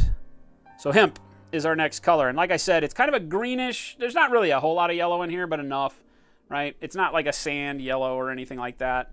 A nice tan with a little bit of a green glow to it. It's a really good workup off of the green when you're headed towards white. Remember, this is what we're doing, right? Here, bam. Dark green, hemp, and then whatever white you have. Doesn't matter. I'm using our Slow Fuse Gaming white, but whatever white you've got, or if you, in some cases, I would say that using an ivory is okay. I would say that in some cases you could go with kind of a, what have I got right here that's speaking to me? Like this Drake tooth from Army Painter has a little bit of green to it. But the problem is I go white because I want the green to appear dirty. These two colors are only there to make the shadows look gritty and dirty, like I assume that, you know, in the Roman Colosseum it's not like clean. So it's gritty and dirty. You know, they don't have Whirlpool fancy washing machines. So you're going to have your whites discolor over time. So that's why we're doing it, but we're still going to a pure white at the top so that I can drag those crisp areas out that I really want to. Whereas if I go with something that isn't quite pure white, I can get a really nice workup, I get a good color, but it's going to lean more towards greens now because it's not as stark of a hue difference. I've got green here, I've got a little bit of green in the brown, and a little bit of green in, well, a lot of green in the dark green, right? So all of this shares a hue. When you throw white in there that has absolutely no hue restriction at all to green, then you start getting the feel of a substance, a texture that is meant to be white, but is dirty, right? So that's what we're going for. That's why I don't choose a different color. It's why I'm not using ivory on this. Ivory would be a great color to work this up with. You know, if we were to come in and finish with ivory, that's a great trio. Dark green RLM, hemp, ivory, right? Fantastic. But you have to have wanted whatever it was you were painting to be a parchment kind of a color, right? That's what you were going for, is parchment, not white. Because this will lend in. It has a little green in the ivory. So again, your greens all get uniform and you start seeing more of it, feeling more of it. So rather than that, you want to have white, right? So hemp next.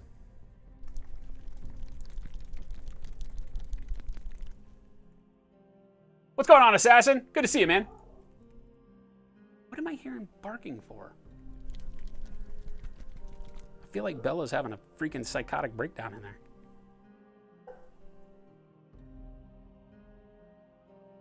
She is. She's just barking.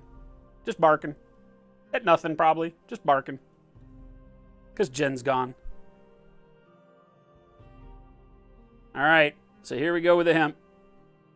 Very, very light. Same way we paint everything. And let's go ahead and let's start in on these folds. I always like to take a color as I'm going light over it and start in an area where we can just kind of get a feel for it. You can work up to it rather than grabbing like this big long section of cloak, right? So paint in on the top of these folds as they come out of the shadow here, right? Build up a little hemp. Here we can start being a little bit more sporadic with our brush strokes, right? We still want it to be smooth, but we don't have to worry about painting like an entire line at the same time, because here we want to get a little bit of that transition from shadow to brightness, right? So if we get a little bit of area dark showing through every now and then, that just plays along with what we're looking for, all right? So notice how that brightens it up a lot across that top there. But thin. I can't stress enough. We want that green that's underneath there to still have some effect. All right, so I'm going to get down in here and grab this underneath fold. So, top.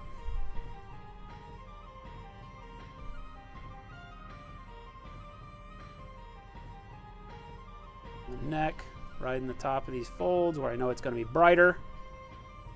Fabric's going to be a little bit brighter up here at the shoulder level until it gets down to this spot where it starts to flow underneath, right? Towards the waist. Starts kicking in at the waist here, right? But from this line right here in the sculpt up, we can stand to be a little bit brighter. So we'll keep layering there first.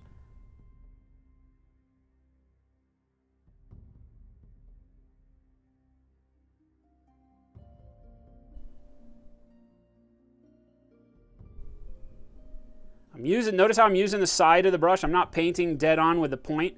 If you paint dead on with a point, you're forcing yourself into following the lines, and if your hand gets a little wonky, then you're doomed. Paint with the side because the sculpt here is really nice. There's a lot of variance in the level on the sculpt between the tops of the folds and the bottom. So if you just paint with the side of the brush very lightly, you'll notice you can pick up the tops of those folds and not get any paint down low.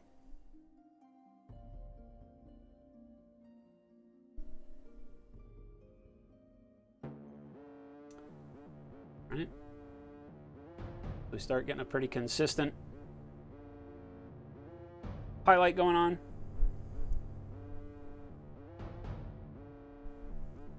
I am going to put the brush specifically down into the folds a little bit, but only with one layer of paint. Right? I'm only going to hit it once down in the dark spots. The reason for that is so that I don't have dark green to hemp anywhere. You know, I want there to be a little bit of blending. So in the inside of the fold, I just take that thin hemp and run it along in there once. I'm not going to layer it up again unless I just absolutely miss an area, right? But I'm just going to put enough in there to where the contrast between my dark inner folds and my light outer folds is not, you know, just 100 miles an hour. It's not bam, bright from super dark, right? So that just lessens that overall contrast a hair.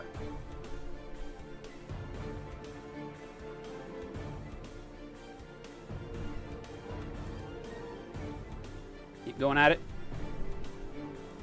Here we're not too wet on the brush. Let's get this drape that comes across from the hip. Right across the top to the top of that knee is going to be bright. Layer a little bit up there.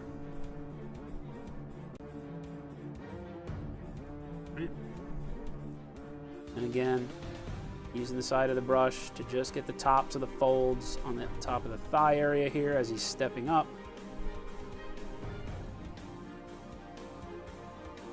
That too will be a little bit brighter. Camera in just a hair so I stay a little bit better centered. I lean in here.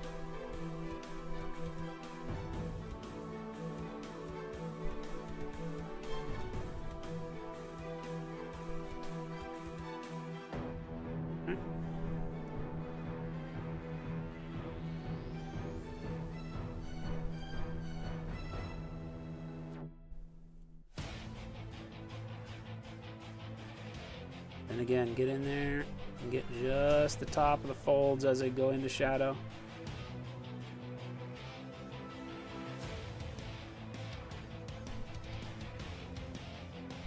Lots of really cool detail on this, on the sculpt. Kudos to the sculptor. Give my compliments to the chef. They cooked up a really good model here. Cloth is very believable. The lay of the cloth, the weight of it is really, really good. A little bit lighter in these upper shadows. Just playing with it as I go. As I brighten up areas down here, right, I take a look at the top and say, okay, am I overcoming the brightness that we had set up top, on the thigh, right over the knee? And if so, then I come and I brighten up here again, just to balance it out. Brighten up this area by the shoulder. Put a little bit more of this hemp inside the shadows so that the shadows become a little less dark up high, which will make them a lot darker down below. right? Because here is the pool of darkness that will get cast on here. Is right as it crushes underneath at the waist before it pooches back out here over the thigh. Not that any of this would be super dark, but again, working in miniature, you got to take a little leeway with your contrast and value here, because if you don't, you won't be able to tell from 3 feet away while it's on the table what the hell's going on. If you make your transitions too subtle, you can't see Well, them. huzzah, huzzah! I'll just throw back my legs and pollute my britches with delight. Hell yeah! Ferrithus with the resub. Thank you, my friend. Twitch Prime, holy hell. Thank you, my friend.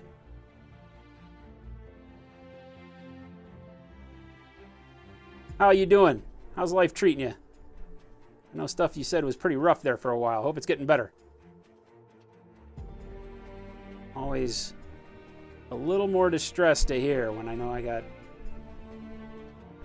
friends and people we hang out with every day on the internet that are having a rough go of it. So my best to everybody right now. I'm hoping that everybody's life is taking turns for the better, or that it's setting itself up to in the near future for sure. There's a lot of people going through a lot of stuff right now. Way life works, I guess. Got a great community here, though. It's always great to see everybody pull together. For people you may have not have ever even met face to face. Gotta say, for all the trouble the internet gives, that's one of the best things it brings about, right? Community and a social aspect that was hard to find before this. I'm getting all sappy. Oh God. Stop it, Fuse. Even up under here, where it dips into full shadow, I'm just going to highlight a little bit of that green, very, very thin. I'm not going to put a lot of layers of hemp down there because I don't want it to brighten up too much. Just a little bit. And notice how our cloth is becoming more and more believable as we paint. We've got good shadow going on still. Those greens from the hemp are starting to pop through, but you can see how we're going to get to white now. The beige and the light kind of creamy nature of the hemp gives us that basis that white loves. White's going to act very good over this. It's going to be bright, but we're going to have the ability to control the white as we paint with our white very thin to let more or less of the hemp show through, so we get that gritty kind of dirty feel to it in the shadows, but we're also going to be able to blend up off of the brightness of the hemp and make the white really pop in the areas that we need to, like right across this kind of lapel area that he's got on the robe. It's going to look really good. Afflicted, how much difference is there in the 0 and 00 bomb wicks? Can't tell much difference size-wise. The 0 just has a little bit more hair. The length of them is the same. The point is the same. The 0 will just hold a little bit more paint. They are very, very close.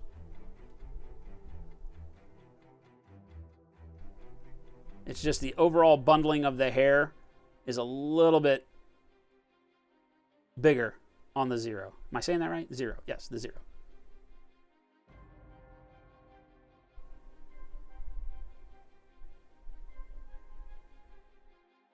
So when we released them, I was like, when you get it, you're going to feel like, you're really getting a 3, a 2, a 1, and 2 zeros. It's just you'll find that the 00 is like for pinprick painting. You're not going to have it load the same way with paint. It won't hold paint for as long. So it's for like eyes, doing those fine details where you just need a little splash of paint in one particular area, as opposed to having paint on your brush that is doing work for you for, like 10 or 15 brush strokes. The 00 ain't going to do that. Whereas a 0 would be better suited to hold paint a little bit longer. They're both tiny. So when I say hold paint longer, you know what I'm talking about. Like neither one of those brushes is going to base coat for you, right? They're just not going to hold that much paint.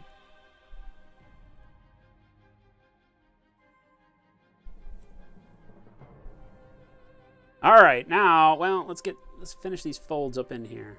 A little bit of area up in here. Brighten up just a hair.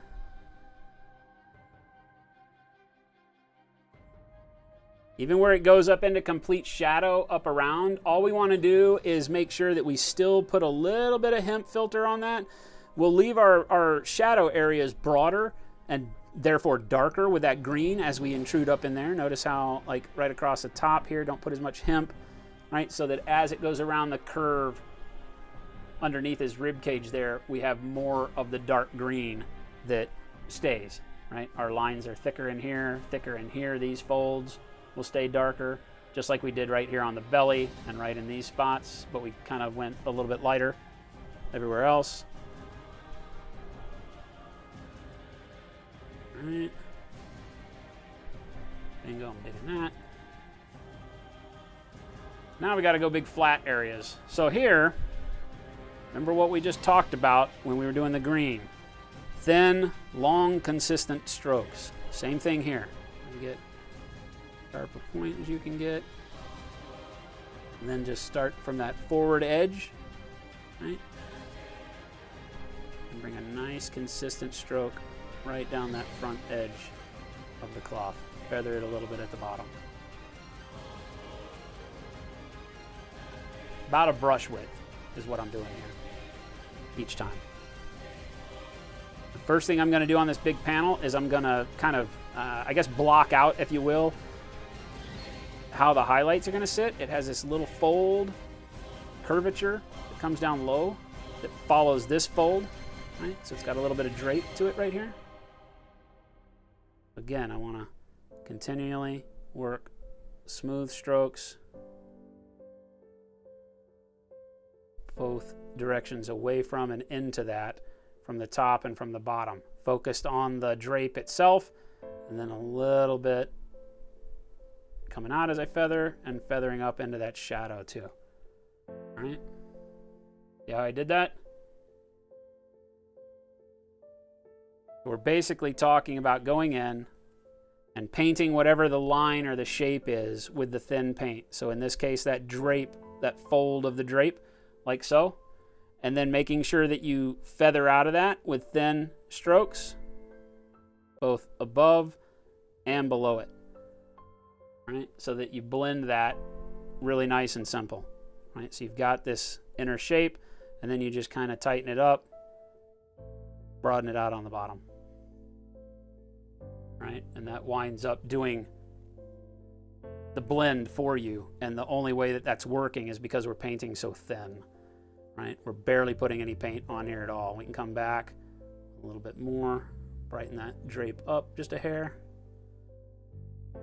So, and then again, without much paint on the brush, just kind of work these same shaped strokes all the way down and all the way up into the shadow. Notice I'm painting with kind of a little bit of a half moon shape here to follow that drape, as opposed to what we did before with the dark green, right? Which was just these long vertical strokes. Here, I can add a little bit of dusty texture to it. If I zoom in, I'll show you what I'm talking about. Right? The lighter colors that you start adding is the time to start thinking about putting texture on the model. So as I go across like this with light brush strokes, going down, down, down towards this corner, you can start to pick up a little bit of texture hitting the model, right? We're hitting that drape, so that highlight's starting to show. A little bit of texture as we do those sideways streaks. So that gives us that kind of thread feel into fabric.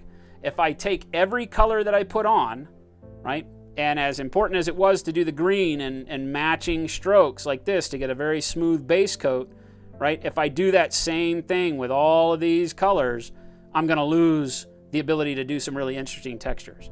So I did this one long vertical here. I'm going to come back along the front, and I'm just going to feather that back now into what we just did.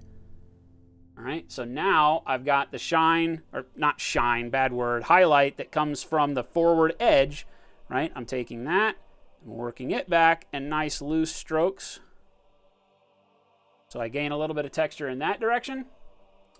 And then I'll reinforce it again by coming around like this with our drape shape. And then same thing. Take that kind of crescent moon shape of the drape and just light brush stroke down. And notice how now we get our highlight from this edge and our highlight from the drape meeting in the middle, and you can't tell, right? But we get that nice kind of texture to it from our brush strokes that gives us the feel of fabric, as opposed to just a hard surface. because fabric won't have it won't be as consistent as the sculpt. Like the sculpt is nice and smooth on this cape on the back, right? It's smooth plastic. It only dips and dives where the folds in the cloak actually show up. But that's not how fabric looks. Fabric has that shape, right? But it doesn't look that way unless it's waxed. You might have like waxed canvas that stays in kind of a hard smooth, but even then, waxed canvas has a texture because the canvas threading is so thick. So it has a texture because of its weave. So you got to think in terms of what is this fabric. Even silk is not, it's smooth to the touch. It's not smooth to the eye in the way light plays on it. It still has thread, right? And threading through there. Flickster with the host. Thank you, my friend. Butt raid? What? What? Is this a buttress raid? Say what? Prepare yourselves. I feel like the buttress has just sent the herd after us. Genuine Vision with the host. Thank you, my friend. The buttress. Do we have to set the model down? Is this a butt raid? The buttress, thank you so much. Mr. Small Peepee with the host. You know what I love? I love confidence. And I feel like if your name is Mr. Small Peepee, you got confidence in droves. So more power to you, my friend. LT says, I don't know what's going on, but butts are cool. Butts are cool. I'm a fan of butts. Welcome, everybody. Welcome, welcome, welcome. Thank you so much for the hosts. Welcome, everybody.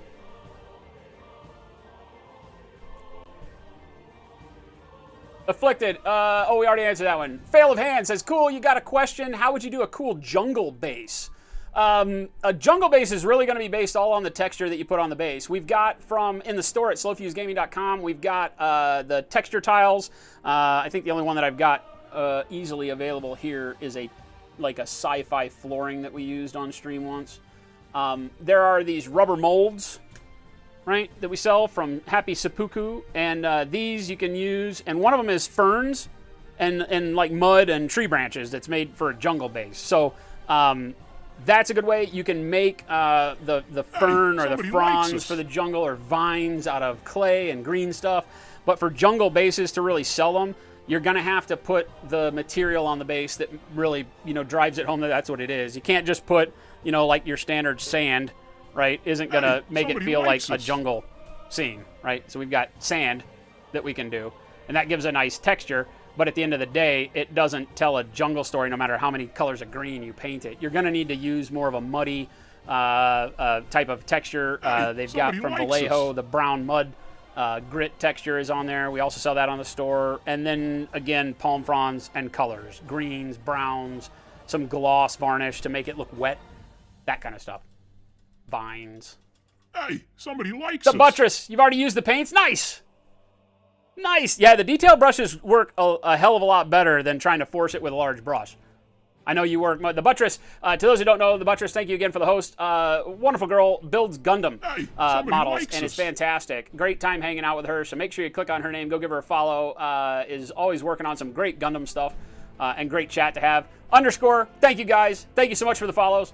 And she won one of our Friday giveaways where our channel sponsors allow us to do a giveaway of some starter sets of paints, models, resin bases, all sorts of really cool stuff to get people into the hobby. And the buttress hadn't really painted a lot of miniatures, so now she's got all that stuff to go and get introduced into that end of the hobby, which is awesome.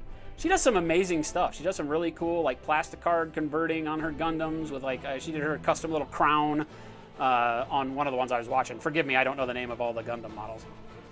Grins and his brother gave us one, so we've got the Exia ignition mode Gundam that's up on the I don't even know what to call the pile of things to do anymore, because it's more than just the pile of things to do, it's the pile of doom.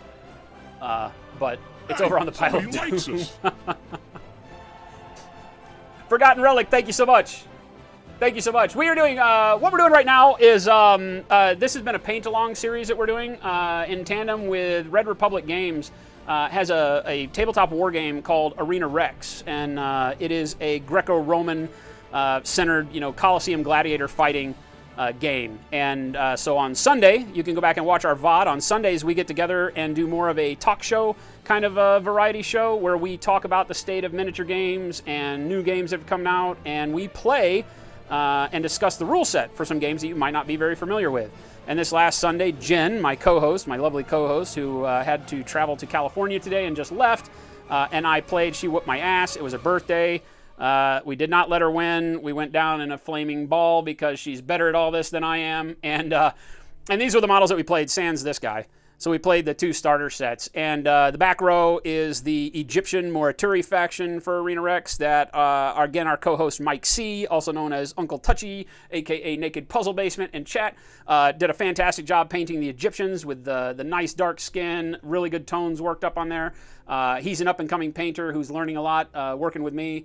And we're excited to be able to teach him, and his skill just increases all the time. The front guys are the Ludus Magnus, the Roman Gladiator School. Painted those up real quick to get them on the table. Great stuff. Had a fun time playing it. But amongst all that, we've got a new model from Arena Rex that is called the Tribune. And that's this guy. And we have, over the course of the last week, this is show number 4, I believe, episode 4 of our Paint-Along series.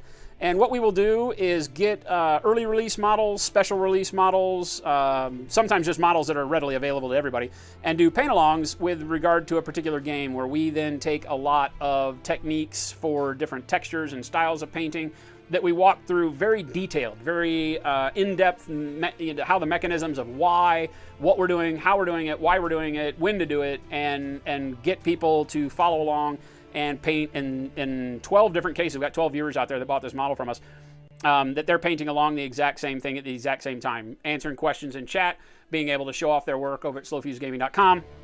And just being able to do it more, it's kind of more of an e-classroom kind of a feel thing, where everybody, no matter what models you're out there painting, you're going to gain a lot from it, hopefully, just with regard to how we talk about the methods that we're using, how we're holding the brush, how we're doing our brush strokes. We're talking about that a lot today.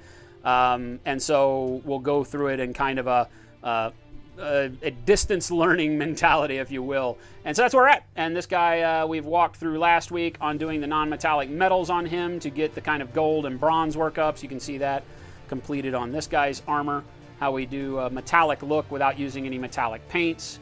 All of these are just done as a normal artist would on a canvas. So, Forgotten Relic, thank you so much for that follow. Welcome, everybody.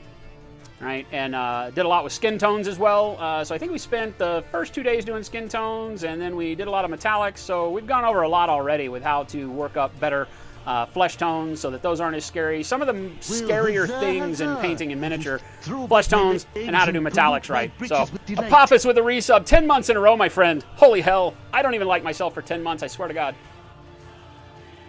Magnic, do we paint D&D? We paint a little bit of everything here. I have painted models for D&D. It's not a game system that we focus on because it's not a tabletop war game because of the RPG aspect of it. We love it. But I tend to focus more on games where, we're painting models for skirmish type games. You buy anywhere from 5 to 10 models and get little mechanical worms, and we paint everything sci-fi. Obviously, we're painting Greco-Roman dudes here. We've got, you name a game system, and we've probably gotten something that we've worked on from it, right? So, big, angry octopuses and things. So, we've got tons of stuff over here. All sorts of dudes and dudettes and things and stuff and werewolves and fantasy and sci-fi and big and small. We've got huge models and small models and teensy weens. We've done 10 millimeter. It doesn't matter. We're not real partial to what we paint. Really what the goal of the channel is to teach the techniques that make people confident in their own skills in painting so that they can enjoy the hobby and the gaming more. It's always better and more fun to be able to drop an army on the table that is, beautifully painted, or that you did yourself and got completed, and that when you put it on the table, your friends are like, oh, holy hell, that looks awesome. I mean, I would say that's more than 50% of the fun of what we do, is being able to share your work and show off kind of your creativity and how your take on a particular model is versus somebody else's. So that's our goal around here. And in doing so, we also like to focus, like I said, on games that you might not hear about. We do Warhammer 40K. We have Space Marines. We've got, all of the bigger game sets. We've done some X-Wing repaints from Fantasy Flight Games for X-Wing, War Machine, Hordes, you name it. But we like the little guy. We like to take the games that may just be up and coming or have been around for a few years but are struggling to get a player base that have fantastic models. Obviously for us first, it's the hobby. It's how cool are the models, the details on them, the sculpts, how fun they are, things like that. So if we find something we like, we'll paint it. Like literally we'll paint it.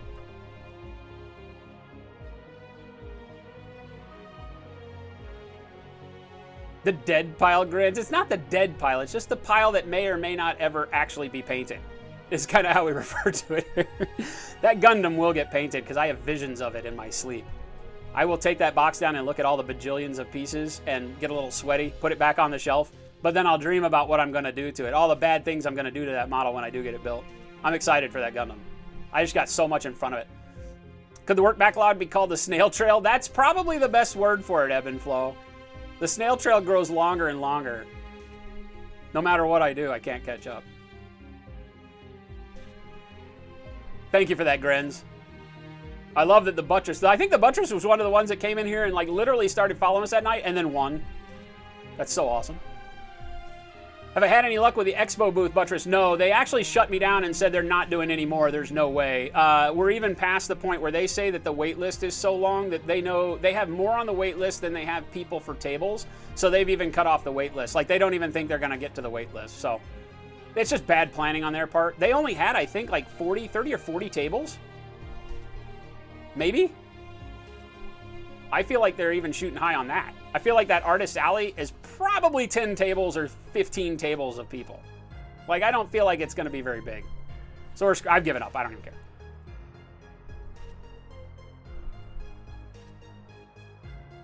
Flickster, can you remember when you painted the guy with raised fists? We didn't do him on stream. All that was off stream. Yeah, all the other Arena Rex guys, as we're going through, we're just doing really fast. Like, all these guys were painted in a day, pretty much, like a day and a half. In between working on commissions just to get them table ready for the stream on Sunday. We played Sunday's VOD is Jen and I playing the game. So I literally just blew through them. I'm happy with the way they turned out. It did spend quite a bit of time just on the metallics here so that I could show the kind of what we're working towards, because all of the metallics across these Arena Rex guys will be this bright bronze that I'm doing, as opposed to a more yellow gold. You know, his helmet we're not quite finished with. This is a good kind of goldy, coppery workup that we got going here. But yeah, these are just done. There's still a lot of detail work that needs to be done on them. But those were all done off stream. Hey, somebody likes us. Somebody likes it. I think he hiccuped right in the middle of that. Alexis, thank you so much. Alexi Skull. That's what it is. Thank you. Welcome and thank you for the follow.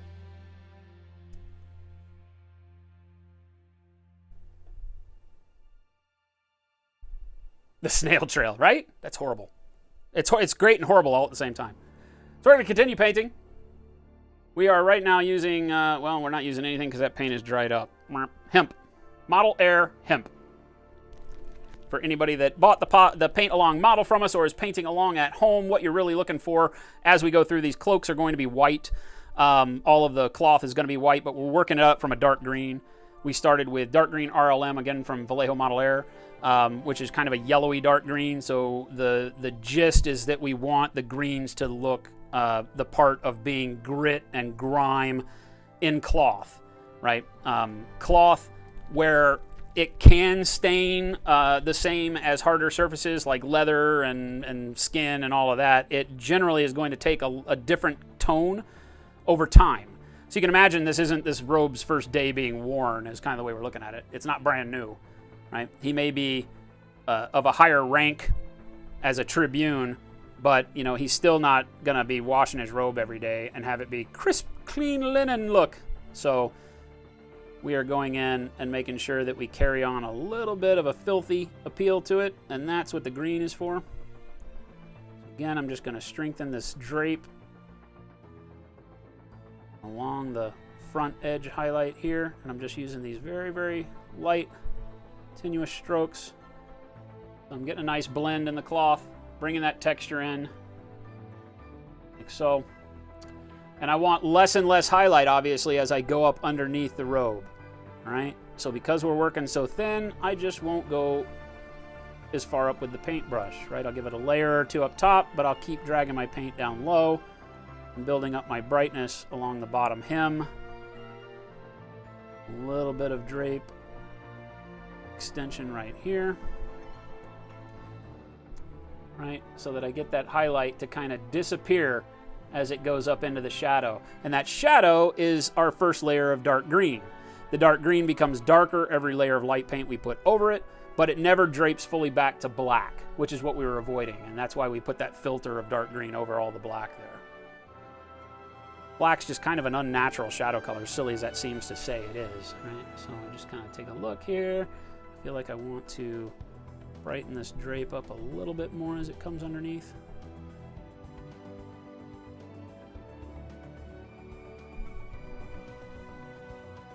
Again, just kind of light flicks of the brush, making certain that I go from one side all the way to the other, and then just kind of get rid of any paint buildup here on this edge that might have happened. All this does is make sure that all of my blends smooth across these surfaces. I don't wind up with just a line across highlighting this drape. Here, I blend that back up into shadow, and down, likewise on the bottom.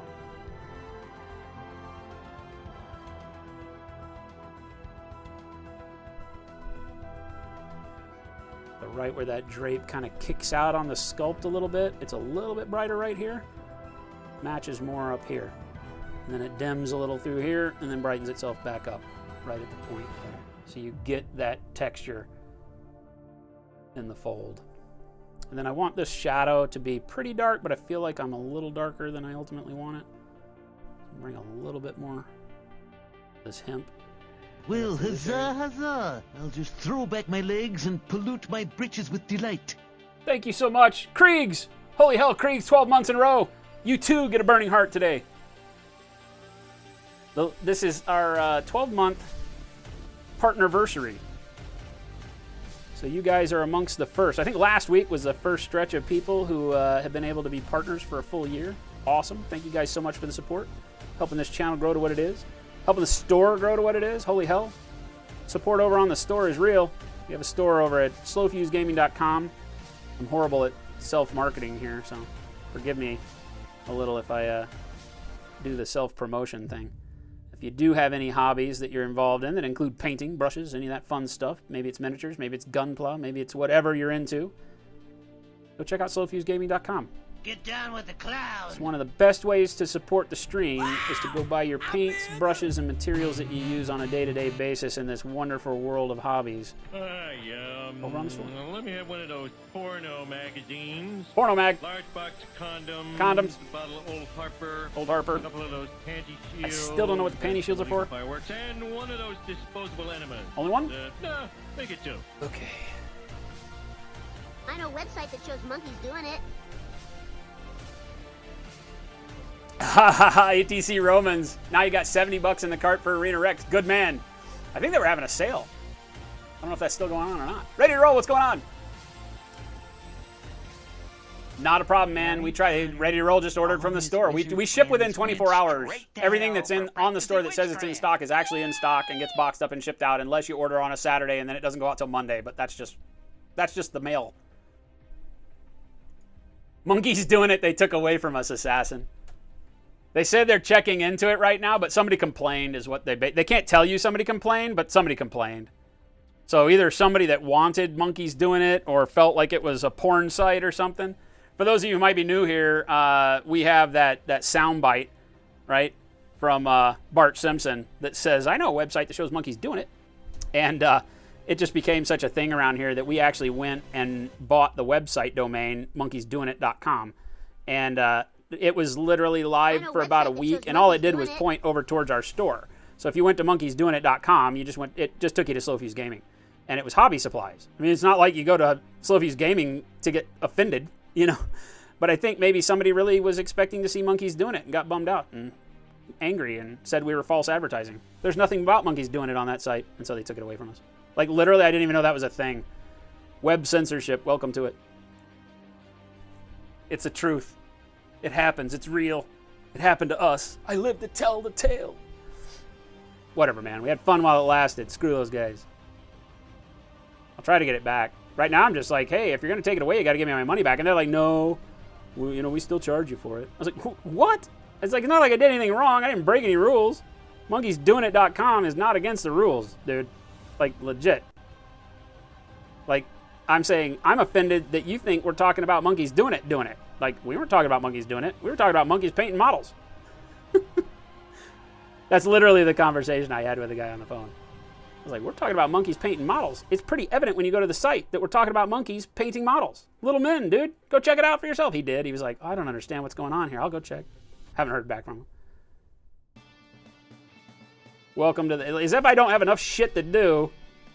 Now I got to worry about the fact that somebody doesn't like our website. monkeysdoingit.com. Jealousy, kids. It's an evil thing. Don't do it. Don't do it. I'm going to find out who shut us down. I'm going to stalk them. I'm going to stalk them and send them pictures of real monkeys doing it. Just to hopefully make them happy. Maybe that's what they were looking for. They're lonely. They needed pictures of monkeys doing it. And when they finally thought they had found the site to bring them everything they had wished for, turns out it was just me. Some dude trying to sell them paint. Oh, God. Can you imagine how mad you'd be? I was here for the monkeys doing it. You're trying to sell me hobby supplies. Fuck you guys. I'm out. Turning you into the internet cops.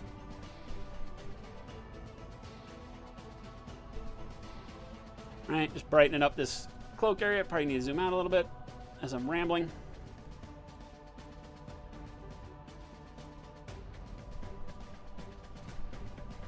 LT, they did it, though. They literally did it. If you go there right now, it says it doesn't exist, and they took it away from me and didn't even notify me, dude. The only way I know is that you guys found out by clicking the link last week when it popped up. It had been working. It had been working the whole time, and then nothing. And we just bought it, dude. We bought it for like 3 years. So it's not like the money ran out. They got paid. I don't understand. Captain Chaos, what's going on, man? Week is good. Bingo, yeah, sorry, I was zoomed in a little close. Poopsmear.com? I don't think so, Ogre. D for Dirt, 2 questions. Do we ship to the UK? Yes. Do we stock use Privateer Press P3 paints? No. No.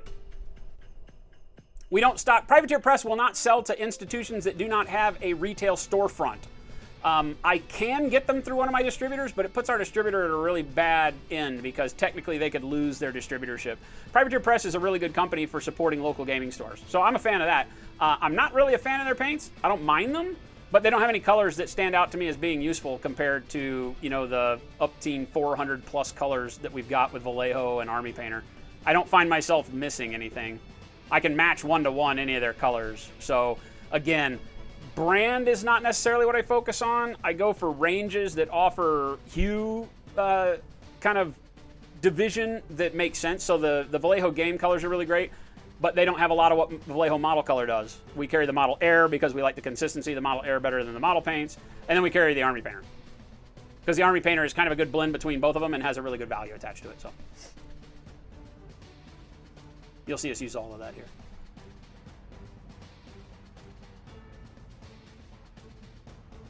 Black Wolf, that site don't work, but at least it's not two kids in sandbox. I don't even understand what that means. I'm not clicking that link. Don't click that link. Butception as a domain name, that was pretty funny. That would be good. How long should it take their pre-order to ship Assassin Red from Corvus Belly? Oh, hell, I don't know. Were you trying to order the extensions to Red Veil and Ice Storm? Because mine should be here tomorrow because I order locally. Not locally, but domestically from our distributor. If you ever want pre-orders from Corvus Belly, just ask me, and I'll get them put on pre-order for you. Because I'll probably get it quicker than you will. Because coming from Spain, it takes them forever. They might surprise you, and you might get it quick. You might show up tomorrow or the next day, but I would assume you're probably about a week away from when the rest of the world sees the release. Because they don't start selling it until the distributors over here sell it, and the distributors over here release it, and it gets in the stores like this week. And then they send out from Spain, and then you're waiting for Spain too, so.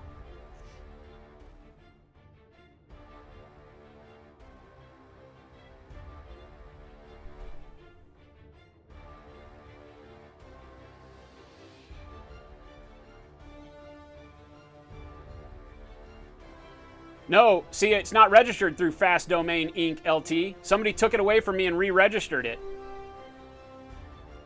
Because just the other day, it showed that it was on HostMonster, which is my hosting service.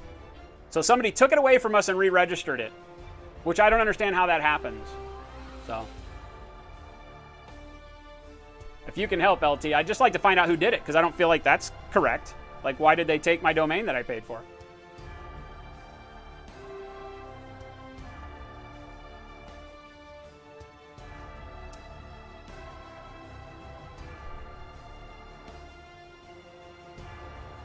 All right, let's keep on. Keep on keeping on. All right, leather on the front straps. Now we got to do this cloak. Oh, God. Well, actually, no. First, I got to kind of get in here into this section that's way down between the arm and the armor and be very, very careful not to get stuff on our non-metallic gold, bronze, whatever we want to call it. So here I am having to use just the point of the brush just for being specific with my paint placement to get up in there and not get paint everywhere.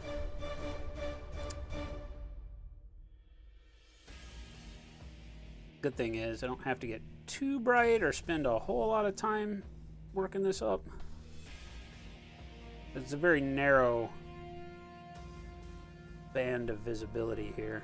I feel like that's probably going to be good, because the little bit of white that we'll get in there will take care of everything else. Right, so just enough to catch the peaks down inside there. Now the hard stuff. Now the hard stuff. Very thin highlights on very long stretches of cloak. So we're going to start up towards the neck, and again using the side of the brush to catch the top of all the folds. Right. Like I said, we're not as concerned as we start into highlights with keeping a consistent brush stroke all the way down the length. I don't have to pull from top to bottom, because if I get a spot where I get a little bit of dark, a little bit of brighter and all that, that adds to the texture of the fabric. So here I don't have to be as finicky about it. All right, I'm going to pull these sections in kind of short bursts so I can focus on making sure I get good color buildup first. Again, focus on the high points. And brighter up here on top. So we're going to go deeper into the folds, but the first step is just to start blocking out the tops.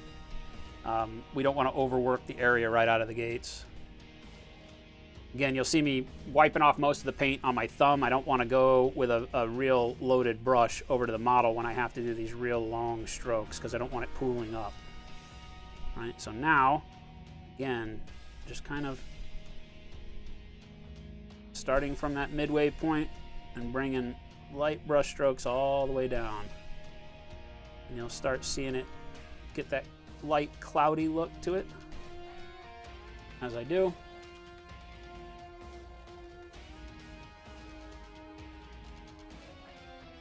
Barely any pigment going on there at all. But that first layer, just being that kind of loose, light, very, very thin, transparent coverage, makes our second layer pop that much easier and look a lot smoother than trying to lay it all in at once. Okay, so again, just kind of moving that paint down to the bottom. Make sure I don't get too much texture with my brush strokes through here. Smooth all that out.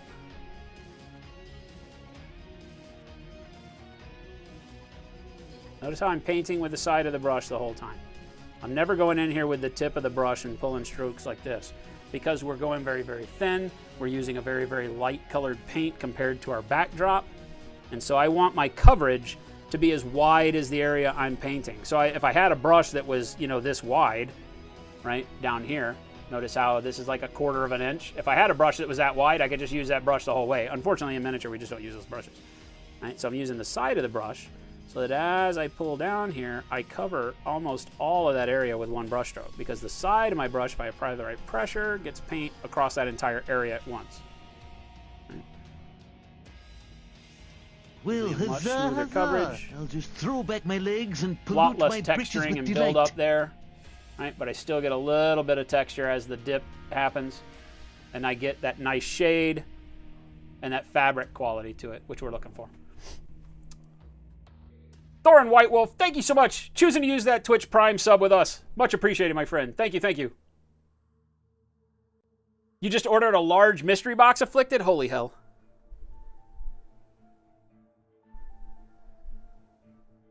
Did you want paints in yours? Is that what we had talked about? Did you leave me a message? I think you had said you wanted something specific to be thought about in your hobby box. Make sure you let me know.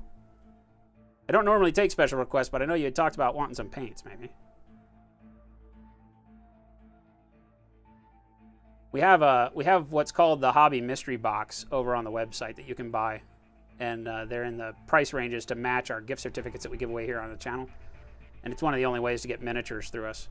I just basically walk around the studio and pick cool shit and throw it in a box. And we only carry stuff that I love here.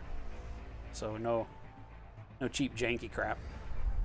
And I have a lot of fun making them. All right, so there we go. A little bit of highlight on the outside there. Start working on this inside piece. Same way. Gonna start from this fold up high on the shoulder. I feel like I'm a little too wet. There we go. And just kind of very lightly using the side of the brush, highlight down this front surface.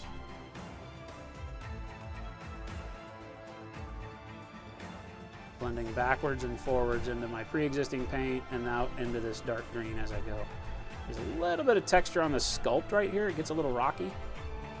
Not quite as smooth along that front edge. So I'm going to be really careful with that because I don't want to pick up a lot of that, what I would call false texture in here. Right? Hey, somebody likes us.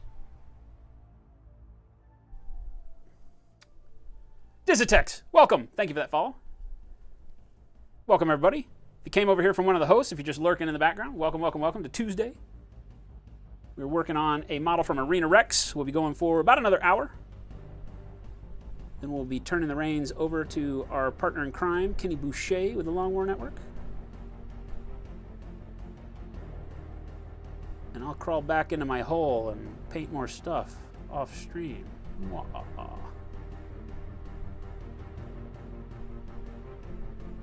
I just continue to layer up. Hopefully you guys are being able to tell how thin it is that my paint consistency is working on this model.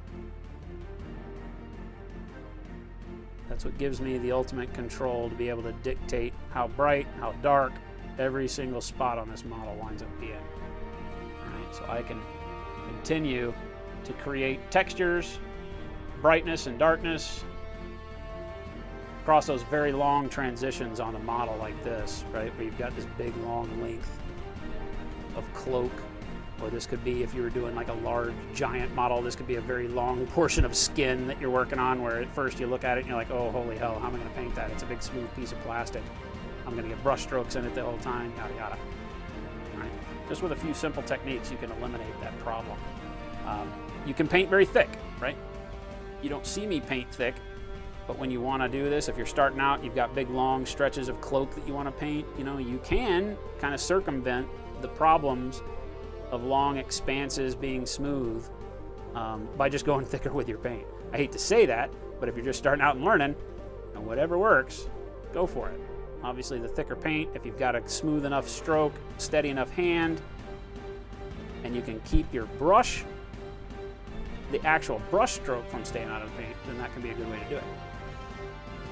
But as you're working, what you'll find is you want a way to keep those transitions smooth so that you can blend the paint as you go across this surface, right? Brighten it up in certain spots. Leave it dark. Like you see here, as I'm going over the surface, notice how there's a little bit of a dip. Even though this is a broad fold here, when it billows out, it has a little bit of a dip in it. So I can control that dip, and I can just go with the side of the brush and make sure I pick up the brighter outside edges to either side and blend them in towards the center, to where it's not like a full, doesn't look like a hole in the cloak, right? But I get to play around with it and keep it darker in the center so you get that texture on the model, right? And we can continue to brighten that up as we go, making it do whatever we want to do. And I'll stop here in a minute and show you guys, for those of you who might be new, exactly how thin and how I judge the thickness of my paint on the palette. I'll mix some up for you. I try to do that once or twice a week just to give everybody a good showing, because generally what happens in my one-on-one tutorials is that people are like, oh yeah, I've been watching you and I've been learning to paint thin, and then we'll start the tutorial and they'll be like, man, I just can't get the paint to do what you're doing, and we stop and I show them exactly how thin I'm painting and they're like, oh, I'm not anywhere near that thin, because I'm literally painting basically like watercolor. It's an analogy that was brought up not too long ago, and I feel like that is pretty suitable. If you've ever worked with watercolors, I think that that's kind of where I get my acrylics thin down to. Just almost to the point where they're going to break. The paint will break. It'll start spreading and it won't hold the pigments in the suspension anymore. All that scientific mumbo jumbo.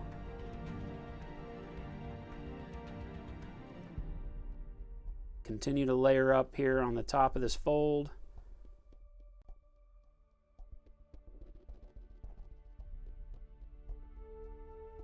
And very, very thin as we come around the other side into shadow.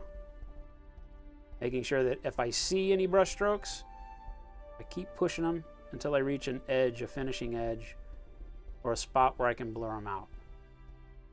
And by finishing edge, I mean like running it all the way down into the base of this fold right here. That gives us a good finishing spot right along here. Because it's a good spot where it'll transition from light to dark. As long as your paint is wet, you can continue to move it on the model. And you might notice that you'll pull a line and you'll see your brush stroke, right? You'll have maybe a hard edge to the outside. Well, I'm left-handed, so the way I explain it is that most of the time I'm looking and the hard edge to my brush stroke is to the right, because the angle of pressure that I'm applying to the model from my left hand leaves a stroke that's very hard edge to the right of my brush stroke. So you'll see me a lot of times working from left to right, just smoothing and feathering as I go, because I'm pushing that edge of paint in the direction I need it to go to disappear. And I wish I could get the camera to show you, because it's happening right now perfectly. All right, so notice how there is a bright streak that runs along the top of this fold? Well, that bright streak started over here because my pressure on the paintbrush put it over here. And then as I keep moving my strokes to the right, it moves that bright stroke over, and then finally I stop and it's right here where I need it on that highlight. Right, so now I've framed that shadow the way I want it by pushing the paint around the clothing with the brush. That's when I say it and I listen to myself say it, I'm like, it seems like it makes perfect sense. But until you can visualize paint moving on the model, until you see it, until you move it with your brush, it's not going to make a lot of sense to you.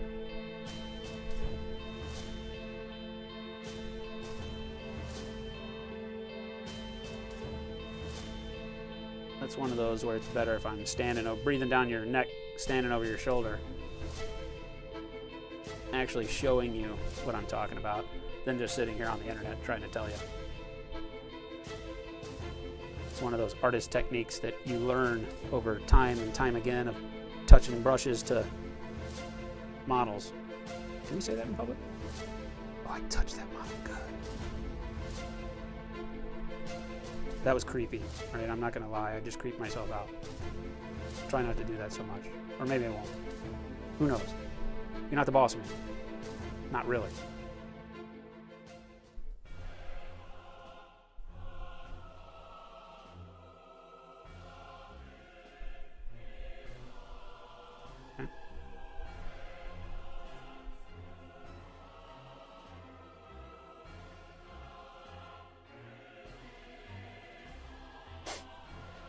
Lots of questions.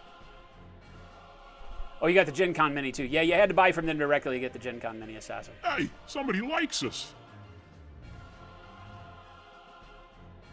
Oh, okay. Yeah, LT, that might be the case. Fire My Sure TV. Did I get that right? Thank you for the follow. Fire My Sure TV. Fire My Sure. We're going to call you Fire. Thanks for the follow. Welcome. I hate butchering names. Chuck Whiffen, if we're going till 5. Yep. Kenny just lost your Twitch Prime. I won't tell him, Thorin. That's a sad day, though. Thank you. You rotate it back and forth between us month to month. That's cool, too. Ray Silver says, you were watching an old vid and finally figured out how you were loading your brushes wrong. Show people how you load it from the water cup itself because it's different than you would have, and it fixed a lot of my issues with having too much water on the brush. Oh, okay, perfect. Yeah, I'll do that right now. Flickster, sorry if you answered, looking at your phone app playing games. Can you recall what stream you painted the gladiator with the raised hands, the skin and gold looked fun? That was not done on stream, unfortunately, Flick. That's what I was saying. I did that one off stream.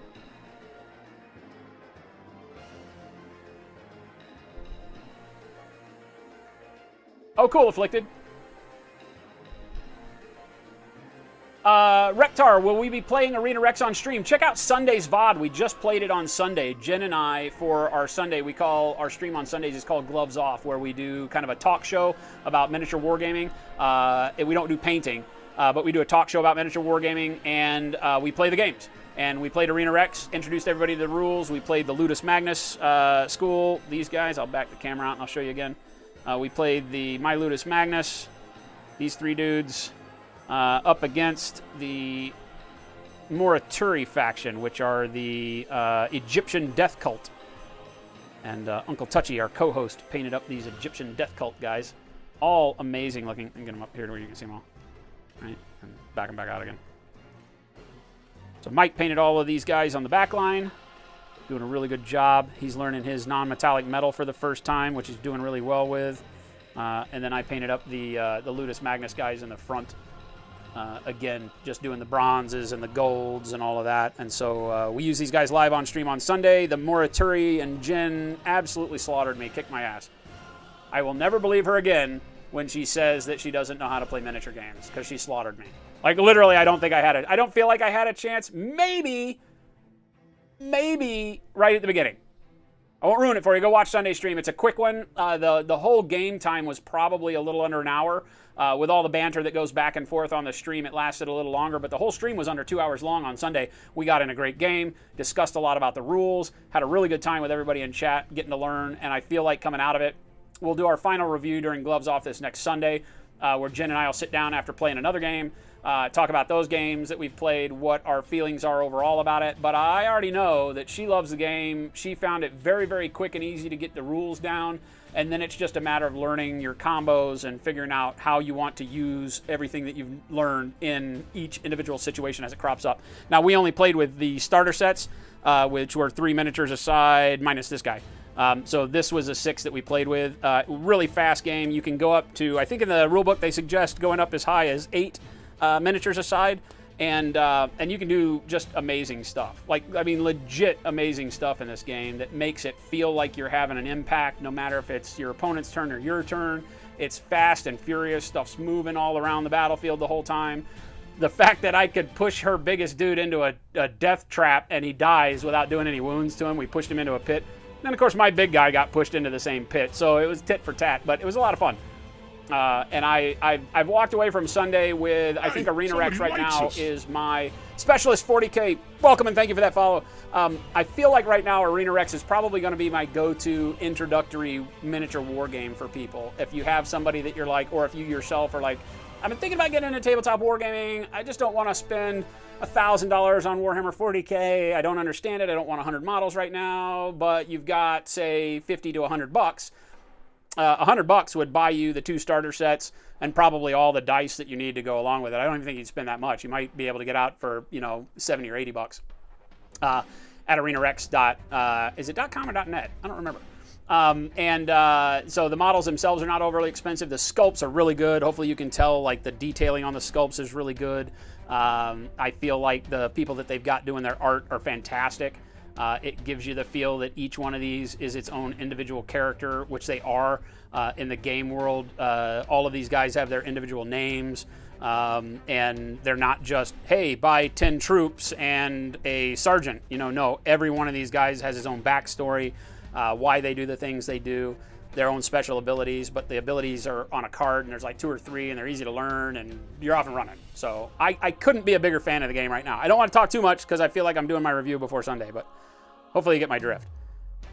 So yeah, go back and check Sunday's VOD here on Twitch. It'll be uploaded. Oh, you know what? It's already up on YouTube too. So if you go to Slowfuse Gaming on YouTube, the game is already up there as well. So either place, because I know Twitch gets rid of the VODs after a period of time. All right, real quick, let's grab a piece of palette paper, and I'll show everybody what Ray Silver was just commenting on, which is how I go through everything from loading my brush to thinning my paint on the palette, so that when I say I'm painting thin, you guys will understand. I feel like it's not a bad point to drive home as much as possible, because as you watch my technique, as you see the things that I end up with, and you think, hey, that's really cool, I'd like to know how he did that, and you're using the same colors, you know, it's all about the technique from the point where you wash your brush to the point where, you know, you apply the brush to the model. It starts with dipping your paint in the water, and so I think Ray was alluding to that, and that's what I'll start with. I'll show you my dirty water cup, and I'll show you how I do this. How fragile is the whip on the lady? It's made out of metal, Myrtle, so it's white metal. It will break if you bang that thing around a lot. I will tell you that. It's a metal hand whip that's glued onto the rest of the resin body. So I'm not gonna lie, it might be good to instead of the way Mike's got it here, it might be good to have that whip maybe come around and touch her someplace else under her hair, have the hook come under the hair and glue to the hair as well, so you got 2 points of contact. It's a scary thing. All of the weapons on these guys, I think this might be a metal spear too. They've done a good job of keeping the little spindly bits in metal, but if you bend them and bend them and bend them and bend them, they will break. They'll kink and break, so you got to be careful. Not gonna lie, they kept it a very realistic scale on the Arena Rex stuff, and so, you know, you're not gonna get heroic scale GW guys holding, you know, a Crozius or a battle axe that they can't even get their hand around the haft of. So, pretty fragile, but good. Specialist 40K with a sub. Hell yeah! Thank you, my friend. All right, so I'm going to put just a drop of our dark green RLM on the palette. I'm not going to paint with this, I don't think, but I'm just going to show you. Actually, you know what? No, let's use the hemp, because then I'll show it going on the model as well. Bah! Big chunk of paint. Don't need that. Vallejo doing what Vallejo does. You're not going to spill Vallejo very often, but it will give you big chunkies like that. All right, so a little drop of paint of our hemp that we're using. And then notice how, here's the important part. And I'll see if I can, I don't know if we can zoom in. Yeah, we can probably get in, and then you guys will still be able to tell what's going on. All right, so it starts with how you use the water versus paintbrush when you're cleaning. So I'm typically just, you know, insert the brush right here at the top of the water, and I'm cleaning it up against the wall surface of the this is a, I don't remember what this is. This is a gelato container. All right, and so I'm basically just getting it wet, rubbing it up against the wall. I'm never really smashing it in there, number one, just for brush care. Just gently kind of rub it on the wall. I'm not bending, you know, when I'm going up against the wall of the glass, I'm not bending the brush like at 90 degrees, right? Try to stay away from that. That's just brush care, all right? So you get in there, you get the paint off, and then I literally take the brush straight out of the water like this, right? I've got water on the ferrule now. It's been submerged. Whereas normally what your kind of your brain wants to do is once the brush is wet, you want to bring the brush up the side to get the water off of it, right? I find that painters typically that's how their reaction, they're just the kind of that bred instinctual response is that you clean the brush and then you wipe it off, or you know maybe you drag the paintbrush across the lip to get most of the water off. The way I paint, I never do that, okay? So I literally go in here, clean it, and then literally withdraw the paintbrush right out of the water like so, and go straight over to my palette. No tricks, no magic, just straight over to the palette, and I bring a small tail of paint out. And notice how much water just hit the palette here, right? All of the water off of my brush comes down and leaks out of my brush into that blotch of paint. And so you'll notice that every time I touch the paint, more of it starts to flow into my little droplet of water. Right, so let's get the water out of the way, and I'll zoom in here. Right, and so I bring this small tail of paint out, right, and then I move it like this until I get the thickness that I'm looking for. And the way that I gauge this is that I will take the brush, still haven't cleaned it or anything, I'll take the brush and I will move this pigment from side to side, okay? And notice how I've got a really nice big blob of pigment here. And I watch what the pigment does when I get to the end. Okay, if I move it over to this side, I get a nice translucent tail of paint behind here, right? And then I've got this nice dot of pigment that stays pretty true. It's pretty big. I got a big pool of paint here, much bigger than I normally use. The big key is making sure that it doesn't just immediately saturate backwards, right? So if I push this whole big squad of paint over here, notice how I get that big long line? Watch it and make sure it just doesn't bleed too far back, right? This is doing pretty good. This might be a little bit thin because it is starting to bleed more than I really want it. So I would just kind of grab a little bit more paint down here and move that over into my blotch and move it over to the side. And that's better, right? That's not going to spread as quickly through the solution, right? So I want to be able to move my paint from side to side and have that dot stay pretty true before it bleeds all the way back out, right? And this is the way that you see me painting about 99% of the time is with paint like this, right? Whereas this is the paint as it came out of the bottle. And this is airbrush paint, guys. Like the paint that I'm using here is airbrush paint. It's already thinner than normal paint, right?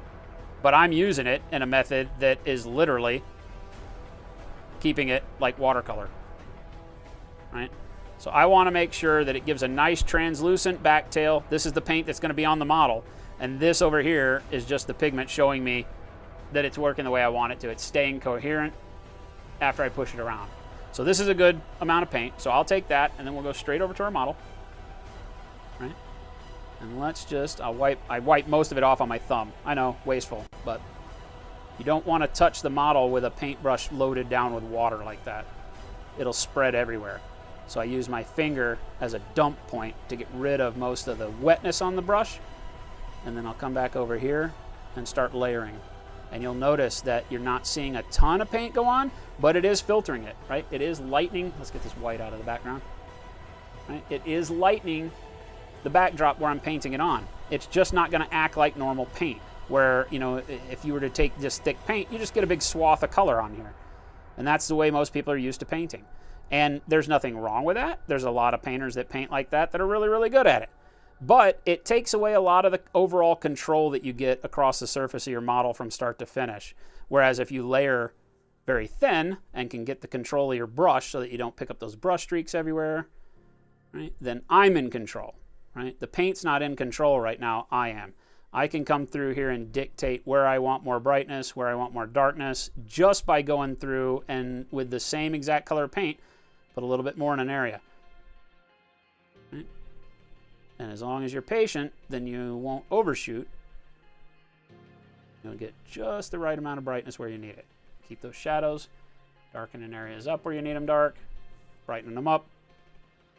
Just keep working along these lines. Now, when I'm ready, I'm out of paint on my brush. In this case, I'll look over at the palette. Is there enough paint here for me to work with? No, it's dried and becoming a little rubbery, right? It doesn't move around anymore. It's streaky, right? All the water's evaporating. I live in Arizona. It's 0% humidity here. I'm screwed. So I go back over and I do the process all over again, right? Bring more paint out. Get it wet, move it around, right? I don't move it around on my palette because I've been doing this for so long that I don't need to. But a lot of people have been telling me what's been working well for them is they'll bring their paintbrush out, take a little bit of paint, move it over to another spot, and do the same thing over here. Because it's going to be easier for them to tell how thin the paint is when they start with a fresh spot on their palette paper, as opposed to trying to make it work in here where you've already kind of screwed it all up, right? And then just keep adding a little bit of water to your brush until you get this to be soupy the way you want it, and then start pushing that little dot of paint around to see if you got it right. Is that dot bleeding back out, right? Because this one's staying pretty good, so I think that's pretty good. I'll overload it with water to show you what happens if I put too much water in this. Right? Let's get a little bit more. So if I over thin it, remember I told you paint can break. So if I over thin it, watch what that dot does now. See how it doesn't stay cohesive and it starts slowly creeping back into your translucent tail of paint? It'll continue to bleed back slowly. That's too thin for actually like basing and using the color the way that I do. There are times where you want it this thin, but rarely, right? So this might be past the point and you'll want to go back and grab a little bit more paint and put it in here to get that dot to be cohesive again and to not bleed back through your paint. Okay, so now we're pretty stable again. So this I'd feel comfortable coming over here, wiping most of it off on my thumb, and then painting on the model. Get this white out of here so the camera will balance correctly. right? And then you just want to be careful because your paint's super thin, not to let it build up and pool too much anywhere. And just keep pushing it where you need it.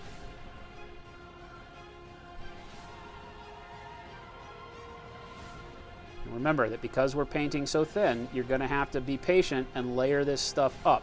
So right now I'm about to the point where my paint is going to start tearing if I do any more fuddling with it, so I'm going to leave it alone, right? It's still a little cloudy, it's not the way I want it, but you have to remember that wet paint will reactivate, wet paint. And so right now, each layer hasn't had a chance to set up, and it's still going to be too wet for me to go back after again. So that's one of the things that will damage your painting more than anything, is that if you keep trying to attack an area without letting that layer dry. And so just move on to someplace else, right? Get a little bit more paint on your brush, come back and work up here towards the shoulder. That's why sometimes it appears that I'm being very sporadic in the way that I'm painting, because I might come and it's like, okay, you didn't finish that part down below. Well, I can't because it's still wet. And if I go back and touch it with a brush again, it's going to tear that paint. It would move all of this paint that hadn't quite dried. It'll move it and tear it, and it'll slough off and move with the direction of my brush stroke, right? So again, one of the benefits of being in Arizona is all I have to do is wait till the count of 3 and my paint's dry, and then I can come back down here now with a wet brush again and start layering up more color. Right? But I got to be careful. Each successive layer gives me more opportunity to tear the paint below it. And as much of a sadist as I may be, I don't really want to tear the paint. It's a bitch to have to fix, so I'm not going to do that on purpose. Some people are always like, can you make that mistake just so we can see how to fix it? I don't like doing it. But we've all seen what happens. Right? Your paint gets to the point where it just kind of opens up and all you see underneath it is your primer again. So see, as I layer it up, we get more and more of the hemp showing up. We get more and more detail, more and more of the texture in there for my brush strokes, depending on the actual texture I'm looking for on the model. Because this is fabric, I'm using a little bit more of a loose brush application. By loose, meaning that not all of my strokes are as coherent. I might come and do like a bright stroke right through here, and then very loose and quick, just kind of run my brush like this up into the shadow, so that I know that I'm getting a little bit of streaking that looks like fabric in there. My shading will be a little bit scratchy looking, things like that. But I'll only do that on this model with the fabric, right? Whereas on the metallics, right, I'm trying to use coherent brush strokes unless I want it to look dented, right? So, depending on the material, you will either use those loose brush strokes or, keep very good control with them. I might want to, if this were metal or plastic, I would make sure that my brush strokes were very consistent, right next to one another, building up really good transition, so on and so forth. Whereas with fabric, I can be a little bit looser, paint a little bit faster, have paint build up in little weird areas, so that we get that kind of odd texture to it that you're starting to see through all of these folds.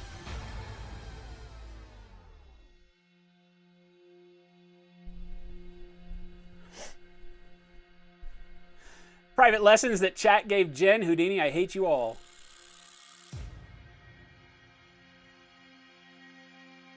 A superfine liner brush like a 18-0, my Lord Megatron. Do I have one? I don't need a brush. Okay, so an 18-0 to me in an artist brush would be a long hair with only like a very, very tight bundle of hair to it. And it would keep a very fine point at the end of a long stretch. So I don't know if that's what you mean, but something like the 00 that we have in the Bomb Wicks, right? Our version of paints, is this a 00? Yeah, this is a 00.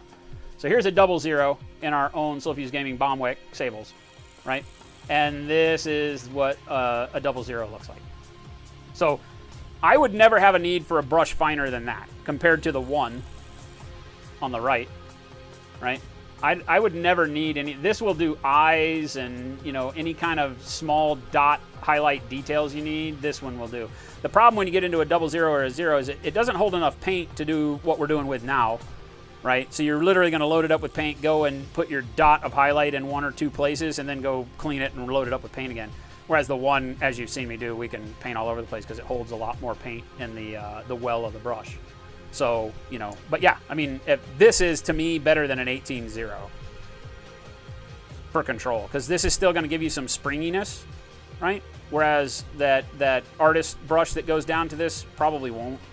I guess it depends on the cut, but normally those 18-0s have a longer hair to them, so they're not going to have the springiness. I like having the springiness because that means if I go in and I dot an area, it's going to maintain that tip long enough with the paint on there to actually give me like a highlight on an eye. If I want to go in and put a little highlight spot right on an eye, this brush will do it. They definitely make them. The Psycho, I think the Insane Detail brush is like our 00, but the Psycho brush from Army Painter is even smaller than that. I don't think I have one up here. But their detail brush is even smaller than that. It's like 3 hairs of filament coming out of the ferro, right? So it gets super, super small.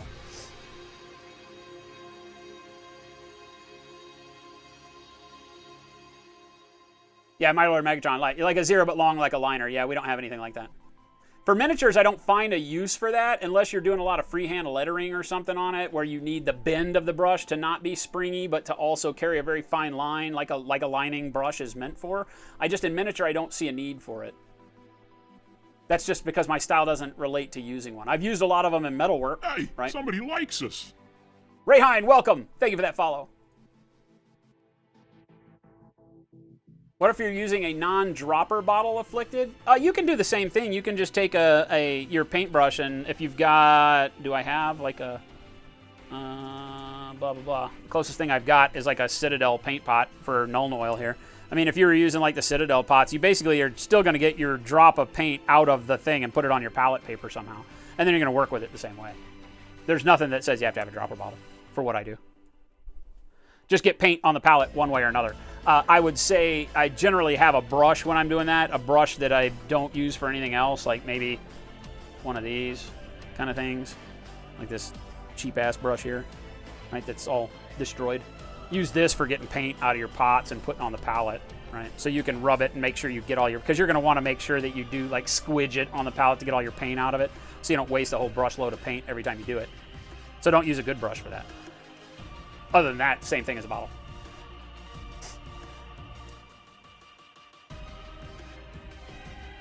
Armin's Wrath, can you do that with a VMA Vallejo Model Air? Can I do what? Everything I just did was with Vallejo Model Air.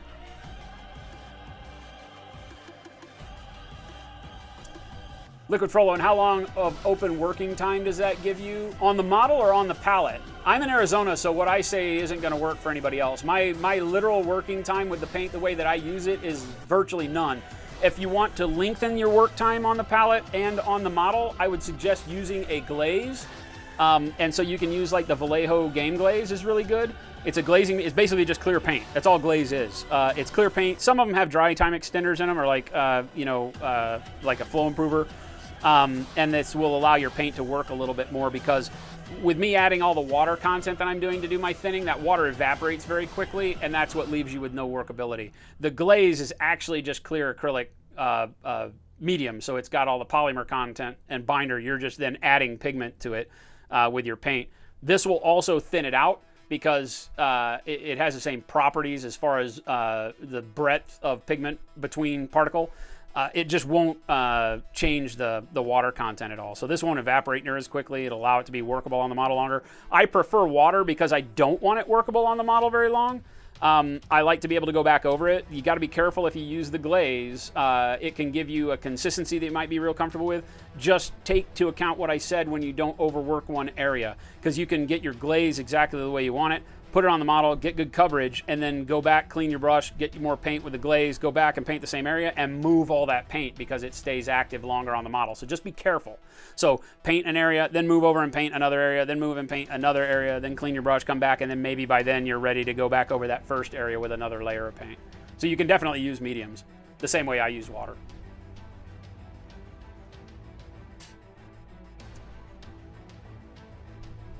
Yeah.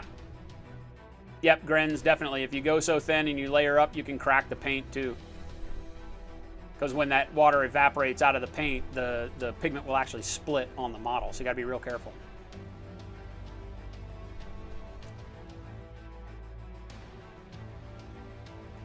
You use a low Cornell 18.0 script for edging and fine details. I was wondering if you had something like that. Well, okay, so all of my fine details and edging, I'm actually using my #1.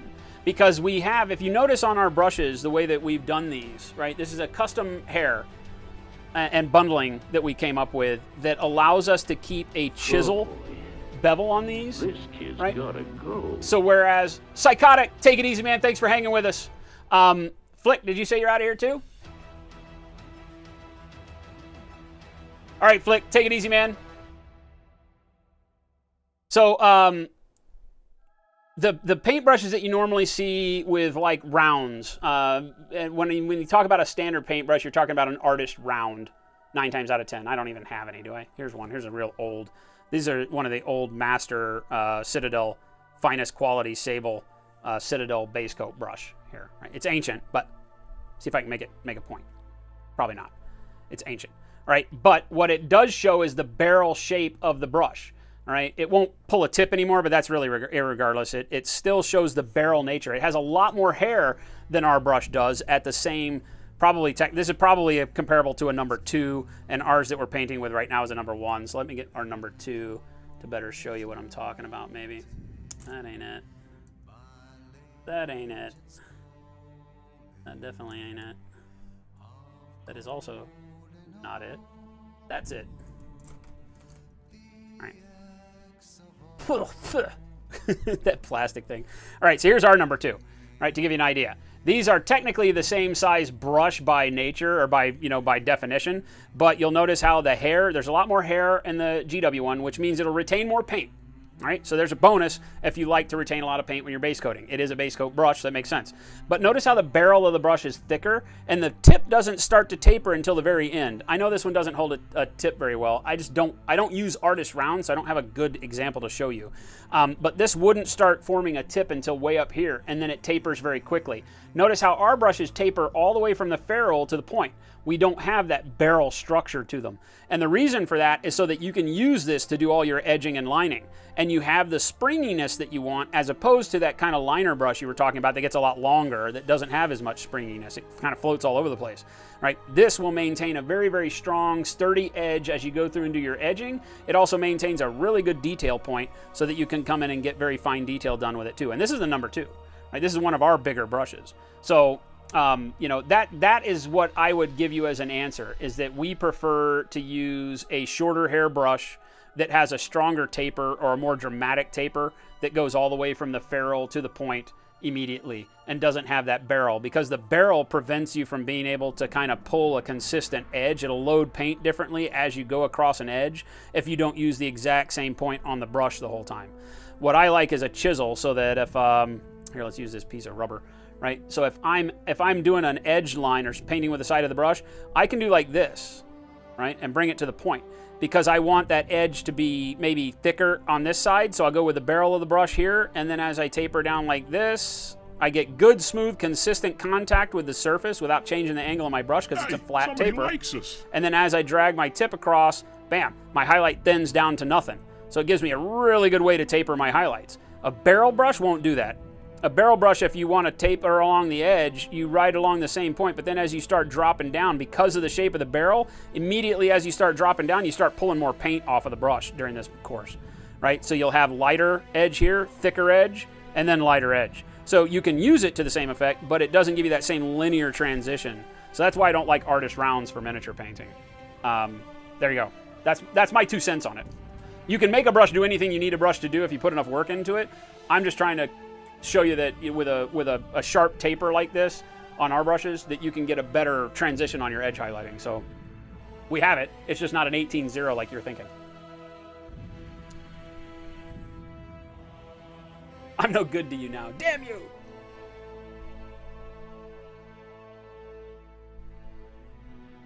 Armin's Wrath. How did I get your airbrush stirring brush? What? I stole it while you weren't looking, of course. That's what I do. What are you talking about? How did I get it? How did I get it? All right. Well, I think that's it for us today. I think we got to start in on our giveaways. I don't know how much more painting we're going to get. We did a lot more talking than painting, but I hope everybody got it. We got a good amount of coverage on most of this, right? At the beginning of the show tomorrow, we'll spend some time doing the white on him. And then I'll go back, and on the second part of the show, we'll focus on answering questions about any of the rest of the stuff. Maybe we'll finish up some of the non-metallic gold that we didn't get to. But I want to at least get some of the white down tomorrow. So for those of you guys that are painting at home, continue doing this with the hemp until you get a nice, consistent light to dark transition like we've got here. I feel like this is looking pretty good because next we're going to bring the white over it. And that's going to be important to see, so we will do that at the beginning of the stream. But I don't know that we'll work on him the entire stream tomorrow. We might move on to something else. All right, we'll see. We shall see. But make sure you get exclamation point booty entered up in the chat. Are we painting Legion minis for FFG later this year, JS Twitch? That's our plan. If we can get the models in time from them. We've reached out to them and we're seeing if they'll get us models prior to their release date for some of that stuff, because we're focusing on Star Wars through the entire month of December. And so we'll be repainting some X-Wing stuff.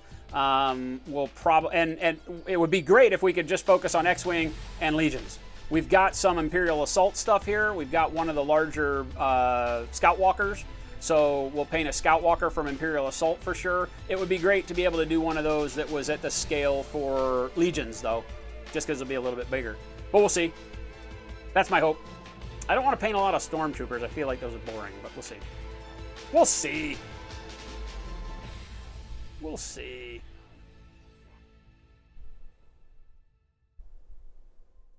Yep, exclamation point Booney, you guys got it. We got about 100 entries in there right now. Give you a couple more minutes, and then we'll take a look at some whip to close the show out. We got other people working on this Legio model. I want to see what you guys have been progressing through, if your fabric's looking good. Yep, definitely. Yep, Ray, we'll do it right now, as a matter of fact, and then we'll come back and draw the winners right at the end. So I will go over here and take a look at the VIP. The Vipping? We will do the Vipping. Hopefully the computer likes the whip screen. Question mark? My freaking scroll wheel! I hate you, scroll wheel. I literally have the best mouse with the worst scroll wheel on the planet. This Razer has been a fantastic mouse, but oh my God. It's like, good God, fracking. All right, let's take a look, because I feel like we got some good stuff coming in from Ray here. I'm already liking it, and I'm only seeing the small picture, Ray. Yep, you're nailing it. Well, huzzah, huzzah. I'll just throw back my legs and pollute my britches with delight. Flip you for real with a sub. 11 months in a row, my friend. Twitch Prime coming in hot. Thank you. Thank you for the support, Flip you. Dathar, what's happening? Good to see you. Ray, you're knocking this out of the park, man.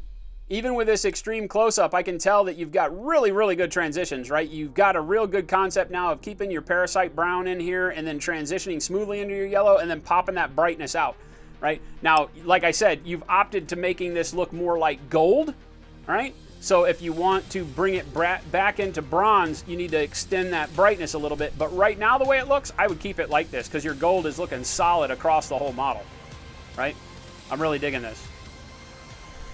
You've really got the knack now for leaving your dark spots, giving us some really nice, deep, reflective transitions here, not just shadows. That's looking really good. Let's take a look at the next picture.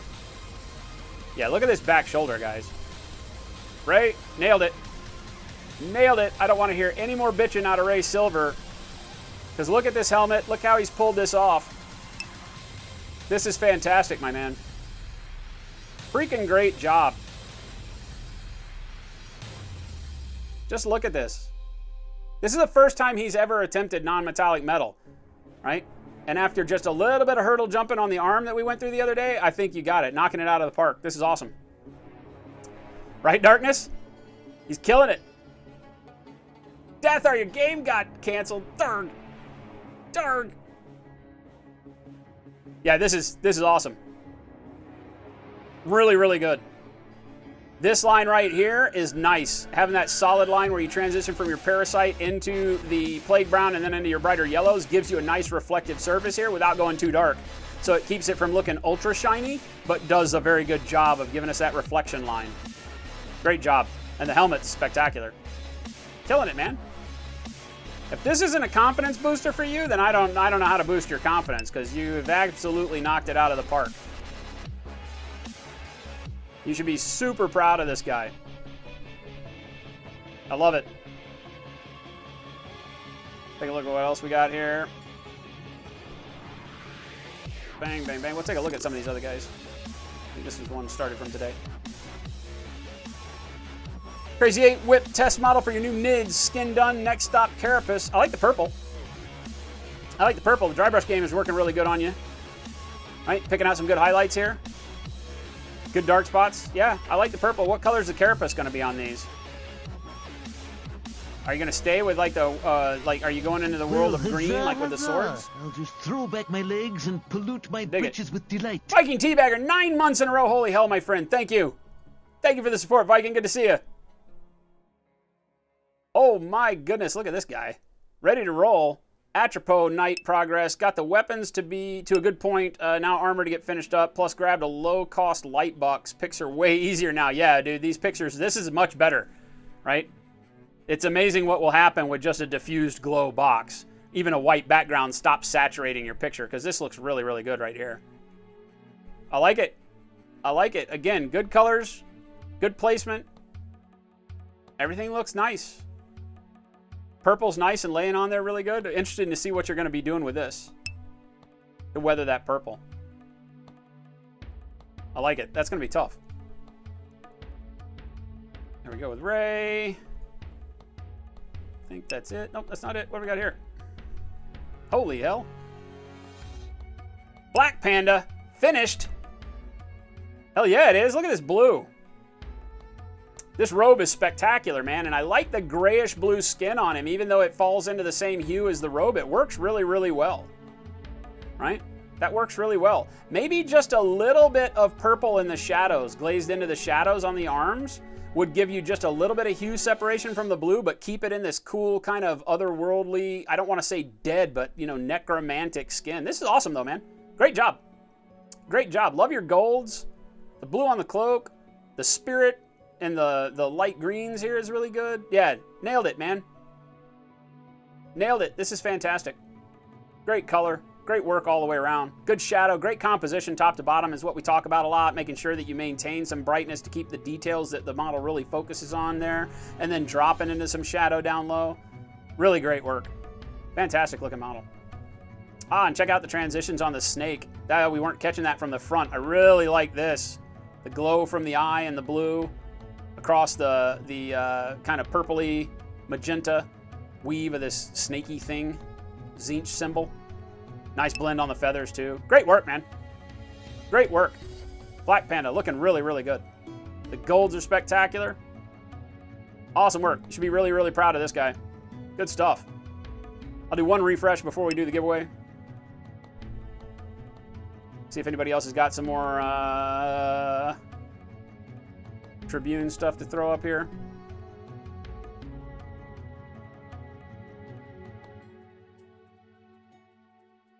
Aha, we do. Let's look at this Tribune stuff first, then we'll come back and look at this awesome cloak we got working here. Houdini. Didn't do your homework on the non-metallic metal yet. Sure you did, man. You're still looking really good. But you're following more like me, and that's fine, man. Pace yourself and make sure that you get enough of the cloth work done to feel confident about that. The only thing I'll say here, have you already started work? Because this is pretty bright on the folds. So the only concern that I have is that over the dark green, you may be a little bright so that your white's not going to have enough transition. It could be your camera, though. So I'll trust you on if you feel like the tone of your paint here with this hemp kind of color over your green is already giving you too much transition. You're looking to have it be very slight on the model and not too bright. So play with that a little bit. You might want to come back with the dark green and do a real thin glaze of the dark green over this whole surface. That'll bring the light green back down a little bit and pull it back to where you want it. But again, trust your gut. If on your end, before the camera hits it with the lighting, if it's looking good and you're comfortable with it, fantastic. I'm just on my end because of the shot is making it look like it's a little brighter than I want it. Oh, you used a brighter paint? Yeah, just glaze over it with the dark green then. That's fine. Just glaze a little bit of dark green back over it. That'll pull the whole thing down. It'll darken your shadows a little bit, but it will also darken the overall palette so that then when you go over it with white, the white has something to lay over that gives it that contrast. The white paint is what we're looking for to pop the thing, not this second layer. The second layer and the dark green need to work together, but that's good. Yep. Yep, that's all you need. Your blends are really nice here. I'm picking up the folds. Everything's going to work really well once you just glaze a little bit of the dark green back over it. Because this is almost what you want it to look like at the end, but you won't have the breadth of fade if you were to just leave it like this. So yeah, just come back over it with a little bit of the dark green. You're fine. That dark green RLM. Very nice. All right, what's this?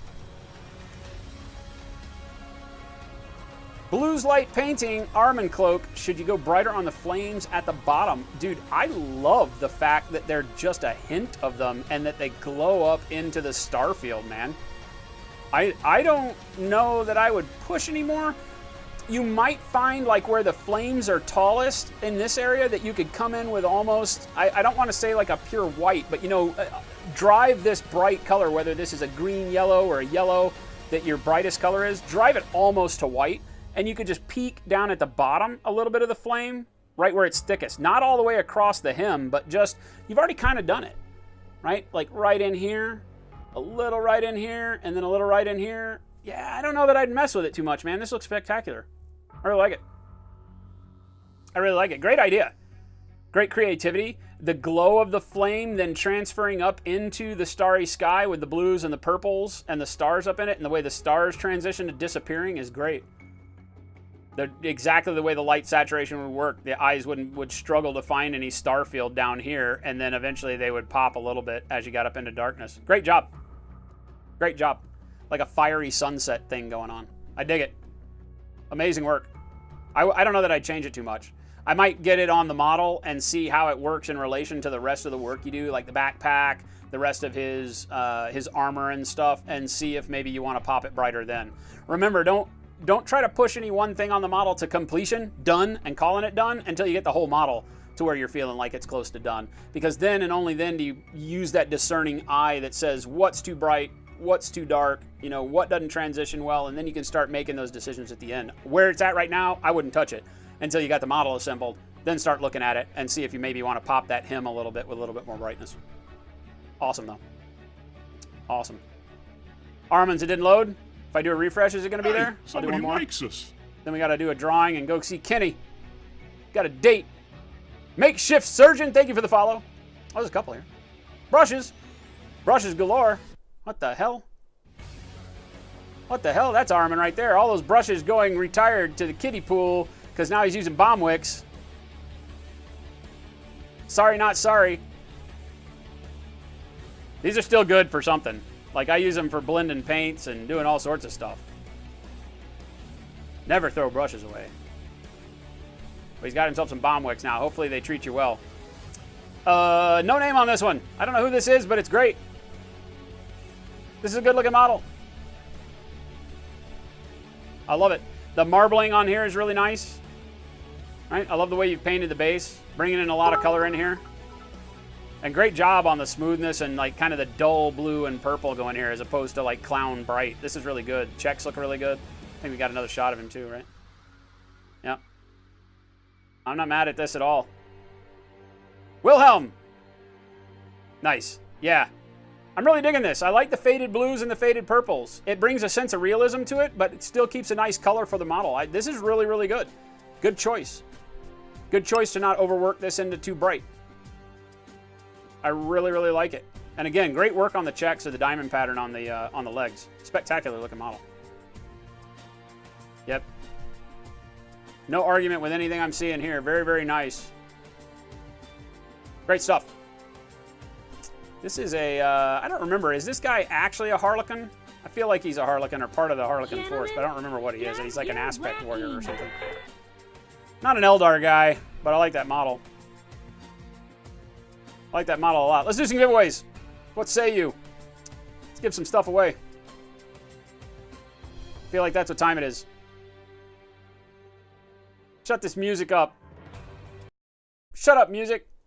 All right, we got 103 people in the raffle. We got 2 giveaways to do. As you know, on Sunday during our show, the real Ashman was kind enough to donate for Jin's birthday. That brought us up to 2 giveaways that you saw in the Critical Mass ticker down at the bottom of the screen during today's show. So we will be pulling 2 names out of the hat. 2, dos, 1, 2, other numbers and languages I don't know, is what we're going to do. So exclamation point booty for your last attempt to get in here. VIPs have got better chances to win. Gold has 4 chances to win. Silver has 3. Bronze has 2. You get VIP by subbing to the channel for bronze. And then various levels of donation will bring you up to silver and gold. So as always, thank you guys so much for the support and the ability for us to do it. Grant Kendrill says he's calling rigged before he finds out that it's rigged. Probably a good idea. Probably a good idea. I rig everything. I rig all of these giveaways so that people I don't even know win every single one of them. I have not won a single one of these giveaways. I feel cheated. Totally cheated. I'm going to talk to my congressman. All right. Give me a drum roll. Jen, who isn't here. Watch the bottom window right down where the critical mass window is, and you'll see a winner name pop up in exactly 3, 2, 1. Grins! Holy hell, Grins! Winner numero uno for the night is Grins. Congrats, Grins. I know he's hanging out in here someplace. Somebody likes us. Grins says, woo! Congrats, Grins. Stick around. We got one more. Thank you for the follows. Armand Rass says, welcome. I have been part of the Loser Club since day one. I have not won a single giveaway on this channel yet, and I think that that's wrong. I've been here the longest of any of us, and I have yet to win. So think about that. What are the odds that I could be here for 100% of the time of 100% of the shows, win nothing? Rigged. All right, Grins, I should probably write your name down, otherwise I'm going to totally forget this, right? Is that how this works, I think? Grins. Winner number dos. 2, 2, whatever. In other languages. I have no idea what's happening here.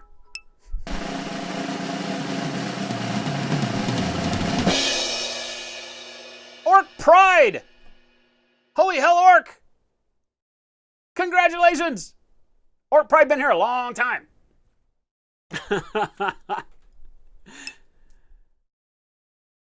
I know I never enter Max Payne. Somebody told me that already. Damn it. Orc Pride currently offline.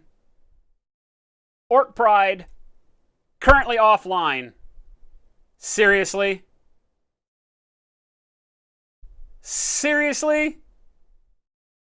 It's Orc Pride, not Orcrist.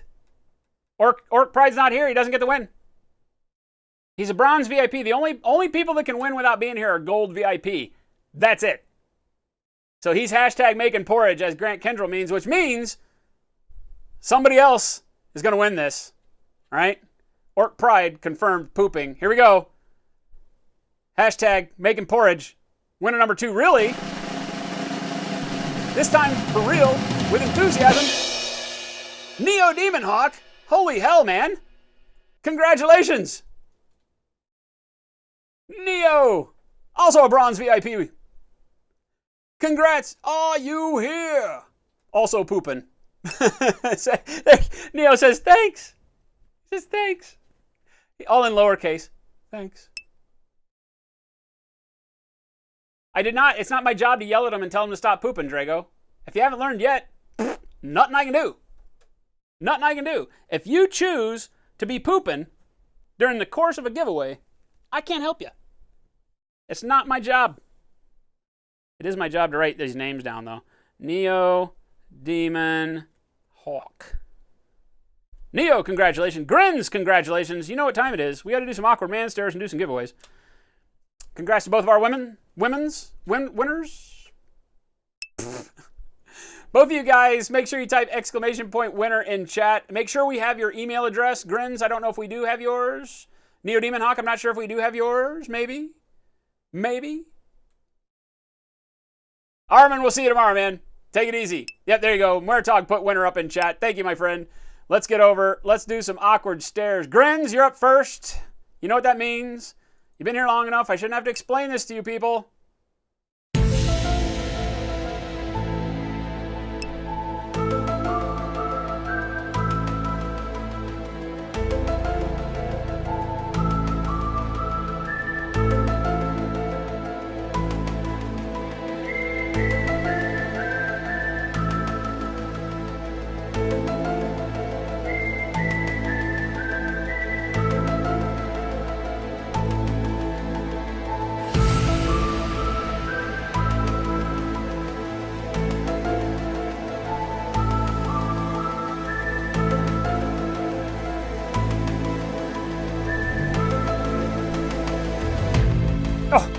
got it. He got it. Grins, what are we doing? We have a job to do now. Let's do it. Grins, what are we doing? Are we doing the wheel? Guilty O'Neill, creepiness to 1, to 11, to 1 multiples of 1s. Howdy, what's happening? You're changing the wallpaper in the Losers Lounge this week? It's up to you. You guys can arrange it however you want. Grin says he wants the wheel. All right, wheel it is, my friend. Wheel it is. Wheel incoming. Cross him if you got him. Let's do this. I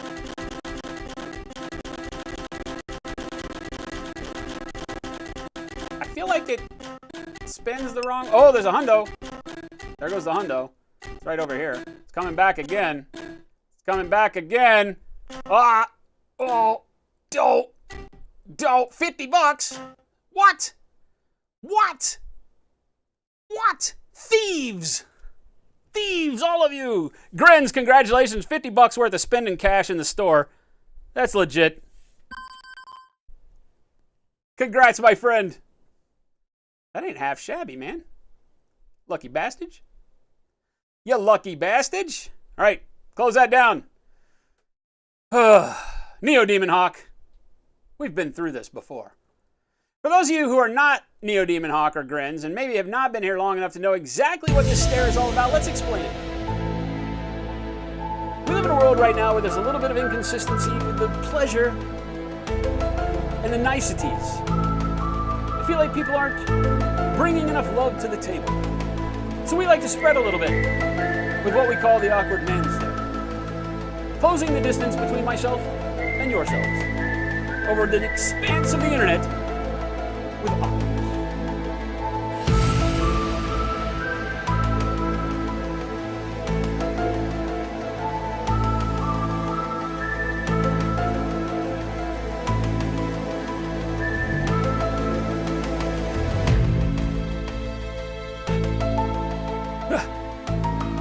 Holy hell. It hurts. I'm going to pull a muscle. I'm going to pull a muscle. Neo, what do you want? You want the wheel or you want the grid? Wheel or grid, my friend? Why is this light shining up here? Why is this? Why with the light? Why are you in my face? Look, now it's worse. Why with the light? There. There. Neo Demon Hawk wants the grid. All right. Grid it is, my friend. He's got a number in mind. He's going to pick it. Here we go. The grid. And what, sir, is your number? Could I interest you in a nice shiny 9? I'm feeling like we got this 9 in on the lot earlier last week, and nobody really seems to be paying attention to it, but I think it's a sleeper. I think the 9 might be the sleeper. It's shiny. It's only got a few dents and dings, right? I mean, it just comes with territory, you know. It doesn't mean it's ready to be put to sleep, right? It still has a lot of good years in it, this 9. Might be a 9. Might be time for a 9. He says he wants an 8. Well, I don't know, man. The 8's pretty used. Like, lots of people have had their hands on the 8. You sure? You sure?